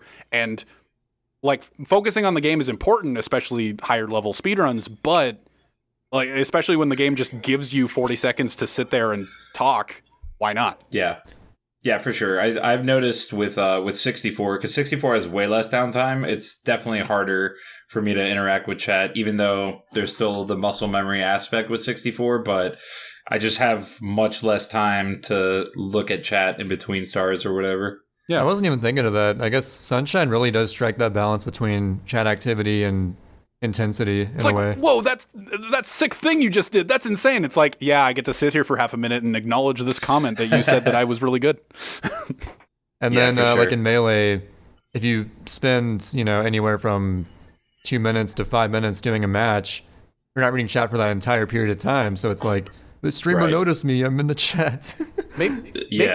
Maybe there's something to like Nun's streams of Melee then, where it's just like he has the foot pedal to change his cam to like just look at the cam. It's like, oh, I did something sick. He stomps on the foot pedal and looks at the cam. It's just like, yeah, you thought that was sick, and then goes back to the gameplay. Maybe there's like something to that, you know?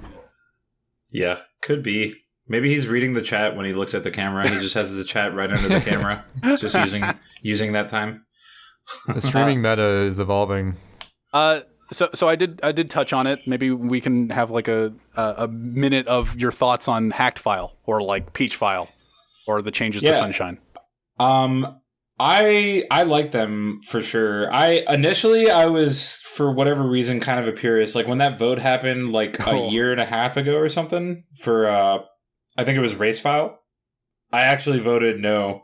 And then I changed my mind and I tried to like message someone to tell them to change my vote, but that didn't happen. and it ended up barely losing, so I feel terrible. Because those greedy mods want to rig the votes, right? Pretty much. But I personally am not big on Hacked File, but I think it is better for the community, so I'm kind of glad that it happened.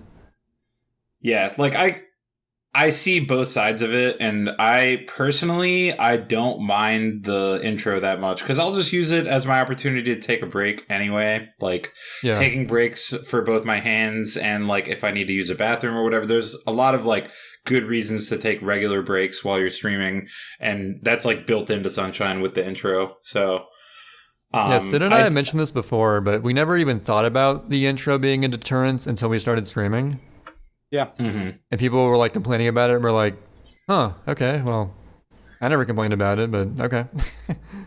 Yeah, I mean, it makes sense from a viewership standpoint, obviously, especially if you're, I think for me, it doesn't matter that much because I'm not that good, but I can see if you're like grinding for world record, especially in any percent, then you want that ability to instantly get back into a run instead of waiting 8 minutes before you start playing again. Yeah, any percent can be reset city for sure. See, I was just about when the vote happened and Hacked File was proposed and all that, or like even before all that, I was sitting there going like, there's not really a good method to do it. Like J. Cool's suggesting 2-file and it looks jank, and there's Race File, but as Trey has mentioned many times, like as a mod of Super Mario Sunshine or whatever, or of the leaderboards, he's saying you're skipping gameplay. Like you are skipping literal movement in the game. So it just comes down to the community and the fact that Hacked File just came when it did. And like as people were complaining to make a vote, it's really fortuitous that it just coincided with everything. And I looked at Hacked File literally like 2 days before the vote, and I went, "Oh, this actually is good."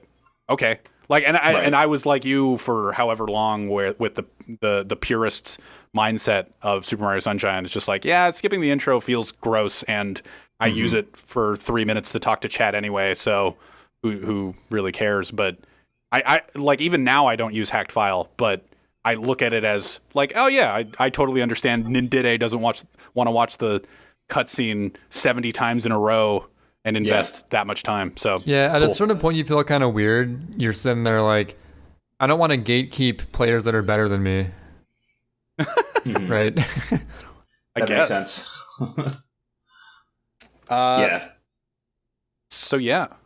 So I feel like this is near the end. Is there anything else you want? Like, how do you feel about your Ludwig races?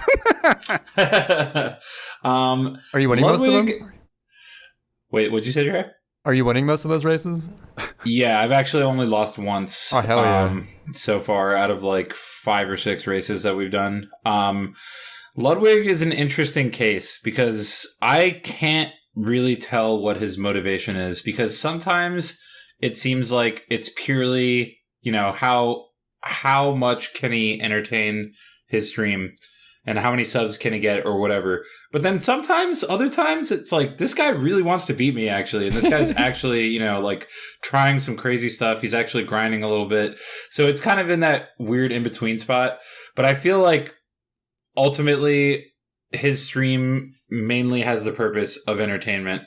And so if he's going to regularly stream, he's not going to do very much practice. I'm still not sure if I have to believe that he's practiced Mario 64 a little bit off stream, because when he does it on stream, he almost exclusively does runs. And if you're only doing runs, then it's way harder to improve than if you're doing like IL practice and stuff. So I'm in this weird like in between spot with Ludwig where I can't tell if he's really, really trying to get better at 64 or he's just trying to entertain his stream. But either way, I'm a lot better than him now. we were pretty evenly matched for like a few weeks. It was actually crazy. The first 3 weeks we did a best of 5 of 16-star races, and every single week it came down to race 5, and he was always ahead at the end. So I had to make a comeback all 3 weeks, but I nailed the Bowser throws like 3 weeks straight and won all 3 of those.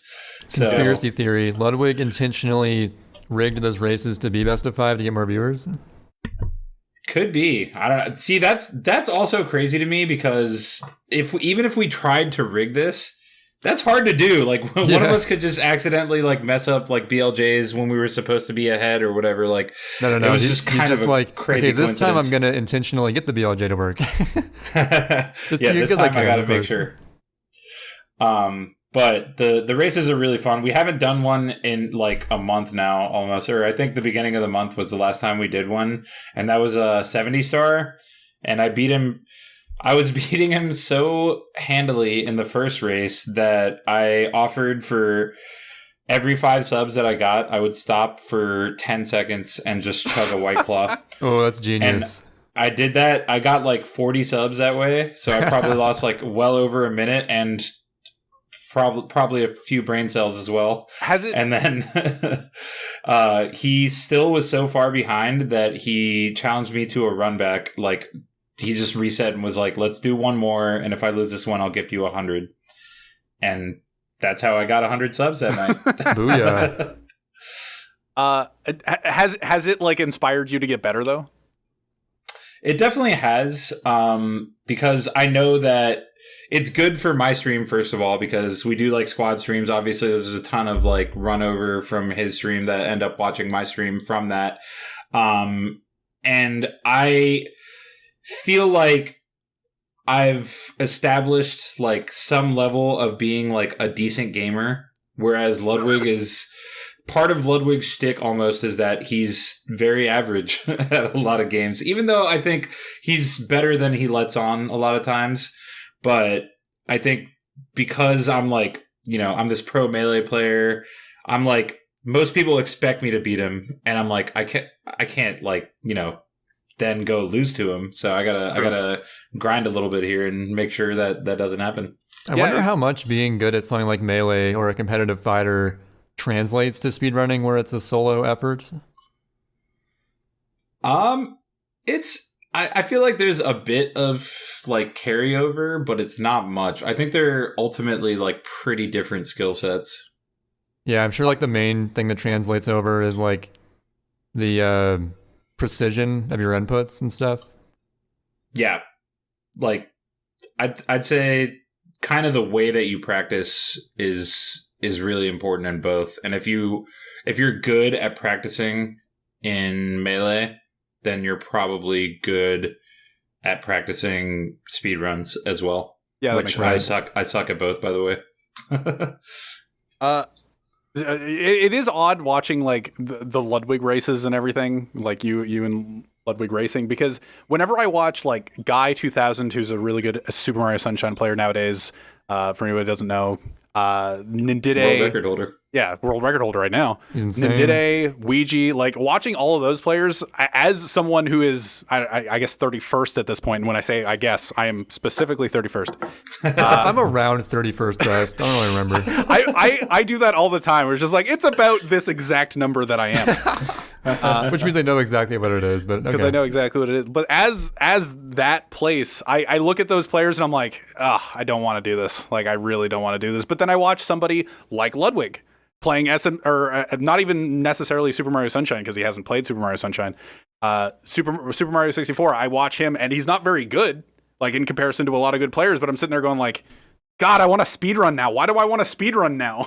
It's just like a weird connection that I have there. So I was just wondering if that, like, the childish motivate, or the childish, like, I don't know, attitude towards it, where it's just like, yeah, let's do it. Like, does that impact you? Like, that attitude? Like, maybe you get subs from it and the viewership crossover, but like the spirit also with it. Yeah, no, I definitely think that ultimately my motivation is still, I want to get better at this game, and like I want to, go faster. And I've definitely, because for whatever reason right now, Mario 64 is like kind of blowing up. Like a lot of the bigger streamers are like doing speedruns as well.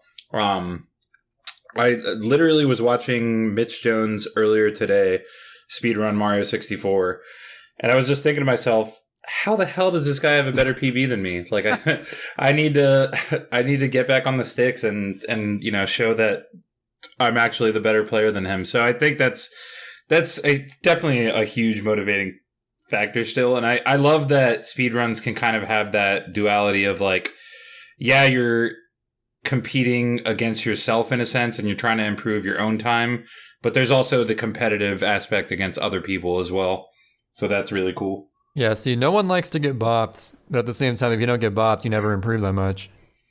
Yeah, for sure. So it's just the duality, like you said. Yeah, I think if Guy hadn't recently gotten the almost 113, then it might have been easier for like Ouija or Did to like stop grinding as much if they didn't have someone kind of pushing them to go for it. Yeah, Ouija kind of comes in stints. He'll like grind 12 hours a day for a month and then stop for a couple months. Yeah. He's crazy. Well, he is wild. Well, okay. I heard sort of like a concluding tone in Sid's voice. It's the concluding well. It's eventually you get to the point, it's just like, well, you know what? I still have things on my sheet. But okay, I will drop the big question, Sid. How about that? Sure. Oh, yeah. We still haven't done the big question. All right. So with every guest in this podcast, we haven't missed a single one as far as I know. Oh, man. We dropped this question. So let's see. Let me think of a name from the Smash Talk. Isaiah. So you're interviewing for a gaming interview of some sort. You're to the position of a gaming job. Who knows? And Isaiah is interviewing you for this position. And you are there. You are handing him your resume. What goes on your gaming resume? Well, first of all, if it's Isaiah, I don't think it even matters. I could have picked a better interviewer. It doesn't matter. Whatever. I could just hand him a picture of like a painting of a mountain, and he'd be like, "You're hired." There you go. It's all for show. The papers for show. It's just like, It's like, oh yeah, nice resume. Like everybody else in the room is like, oh, he obviously handed him his resume. It's like a picture of a dog you drew. It's bad. And like usually in this scenario, it's Booga. Like Booga from Fortnite. That's how we started this whole meme. And that's our go-to, but I wanted to make it Smash related for the fans. I see. Well, so I guess I would put like my best tournament results on there. It took me 3 years to first win a tournament because every tournament I went to had Asin before that pretty much. And so that was just kind of like a roadblock. But Asin actually was at this tournament, but he went all Link, which kind of opened the door for me. And this was MLG Philadelphia 2005, which is kind of cool because it's like a legitimate like major event at the time. And it was the first tournament I ever won was like a big event like that. So I would probably put that on there. The fact that I beat Ken, the first person to take a set off Ken, that's kind of necessary to put on there. A lesser known one is that me and Azin were also the first team to win a tournament over Ken and Isaiah. Like they had just 3 or 4 years running until 2006 where they hadn't lost a single tournament. I think they dropped a set or two more recently to that, but we were the first ones to actually win over them, and we actually beat them in grand finals too, rather than, someone else taking them out or whatever. So that was a great feeling. And then I guess I would start to throw in some speedrunning stuff, maybe. I would probably just put my ranks of like top 100 in Sunshine took me a while. And it's a great regret of mine that it took me so long, because by the time I got top 100 in Sunshine, I was no longer top 100 in Melee. Oh, so it's the trade-off, though. Yeah, I wish it had overlapped a little more. But hey, I'm still top 100 in 2 GameCube games now. Sunshine and Monkey Ball. So perfect. Okay. There we go. But yeah, I've had some pretty decent moments in more recent years in Melee too. Like I got 9th at Evo 2014.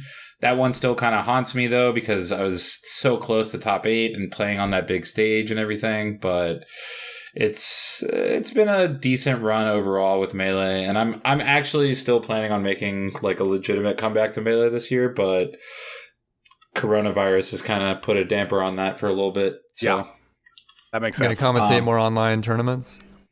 Yeah, I don't have any currently planned as far as I know, but I'm looking to do more soon for sure. And at the moment, because of, quarantine and everything, it actually makes... I thought about this recently, how strange it is that, like, for my, like, livelihood or whatever, because, I've been, pretty much full-time esports or whatever you want to call it for a few years now. And for my livelihood, it actually makes more sense right now to grind Mario 64 than Melee, which is so weird. Yeah, why is it strange like that? It's just a very weird concept to think about, that I should be spending my time on speedrunning instead of grinding Melee. I also don't have, like, I'm waiting on a new Melee controller at the moment, so that's the main reason I've kind of put Melee in the back burner for the past few weeks. But yeah, I'm looking to improve at speedruns. I'm looking to get legitimately back into Melee whenever tournaments start happening again. And hopefully you can hire me for this company, Isaiah. Do you put it back to you at some point, don't worry. See, my question is, do you put any of... I always try to analyze the resumes after they start listening to them. I try to analyze them. One of our friends put down plays a lot of Minecraft.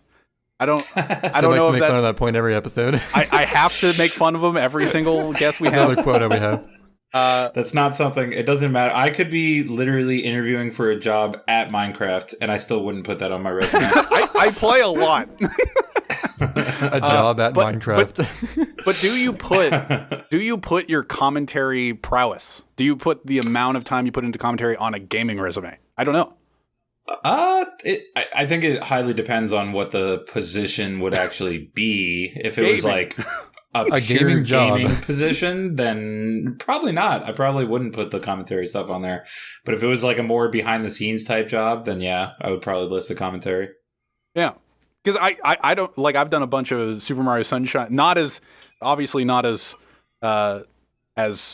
wide scale, I guess. I don't know the word to shove in there, but as commentary for Melee, but on big tournament stages. But I've done my fair share of Super Mario Sunshine, and I've never thought to put that on a resume. It's like, oh, I've commentated whatever 2v2 lockout tournaments or whatever, and I'm sitting there going like, I think it would probably hold more weight if Sunshine was at Evo.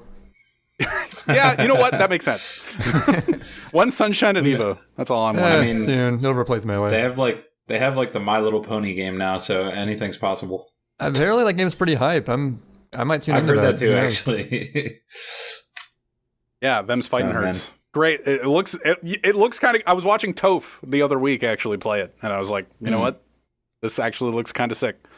Bronies rejoice. But yeah, so we did I totally forgot about the resume question. It's good that you remembered. Carrying the podcast. Thank you. I was just going to wrap it up. Like we said, 1 hour to 2. And you know what? We're coming up on the end of 2 hours. So it's been really nice having you, Chillin. Yeah, this was fun, guys. I would be down to come back on the podcast one day. What? That's crazy. The return guest. Have you guys had any return guests yet? Yeah. Optimistic Emo came on 2 times. That's it, though. The man you bopped in Super Mario Sunshine.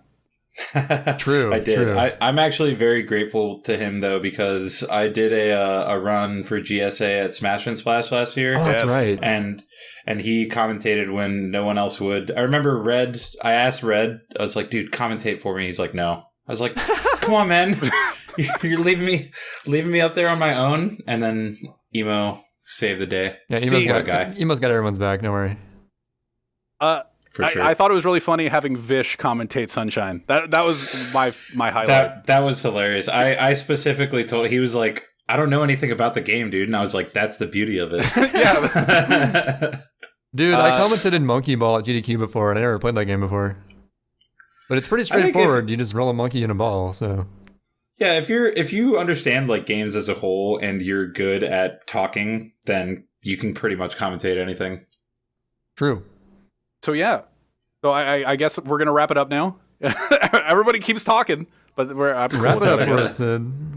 Yeah, I'm just gonna wrap it up. If everybody's cool with that, thumbs up. Sounds good. All right. Thanks for having me, guys. Yeah, Thanks for thanks coming for coming. Like we still have things on the list. We were gonna talk about Mafia because things like that, and just kind of what was the genre that you named, Trey? The whodunit? I called it a whodunit type game. Yeah, because we've been playing a bunch of that lately, but I guess we'll leave it for another time. It's got to be the Chillindude Part 2 episode. Yeah, Stay it's tuned for been really Chillin nice Part having 2 you. in the future. I would be down for sure. Do you have any like I shout outs or to be fair, you know what's funny? We've actually skipped out on the asking for shout outs question at the end of the episode sometimes. So we nailed the landing. Do you have any shout outs? Shout outs to Team Liquid. I'm contractually obligated to shout them out. Nice. No, I'm just kidding. That's a good plug for them. But they actually are a dope team, obviously. Shout outs to my stream viewers, anyone that supports the stream, subs, watches, whatever. And shout outs to you guys for having me on. I'm a big fan of both of your streams, both of your Sunshine runs. So this was actually an honor for me. That's very nice. Thank you. So for Trey, I think we're cool with wrapping it up. For Trey and me, Sided Williams, this has been Video Games Are Hard, episode 32. Thanks for chilling, dude. Or thanks to Chillin, dude. Thanks for chilling, dude. Yeah, thanks for chilling, chillin'. dude. You know what? Thanks Dudes. for chilling, dude. Everybody have a good one. Have a good one, folks.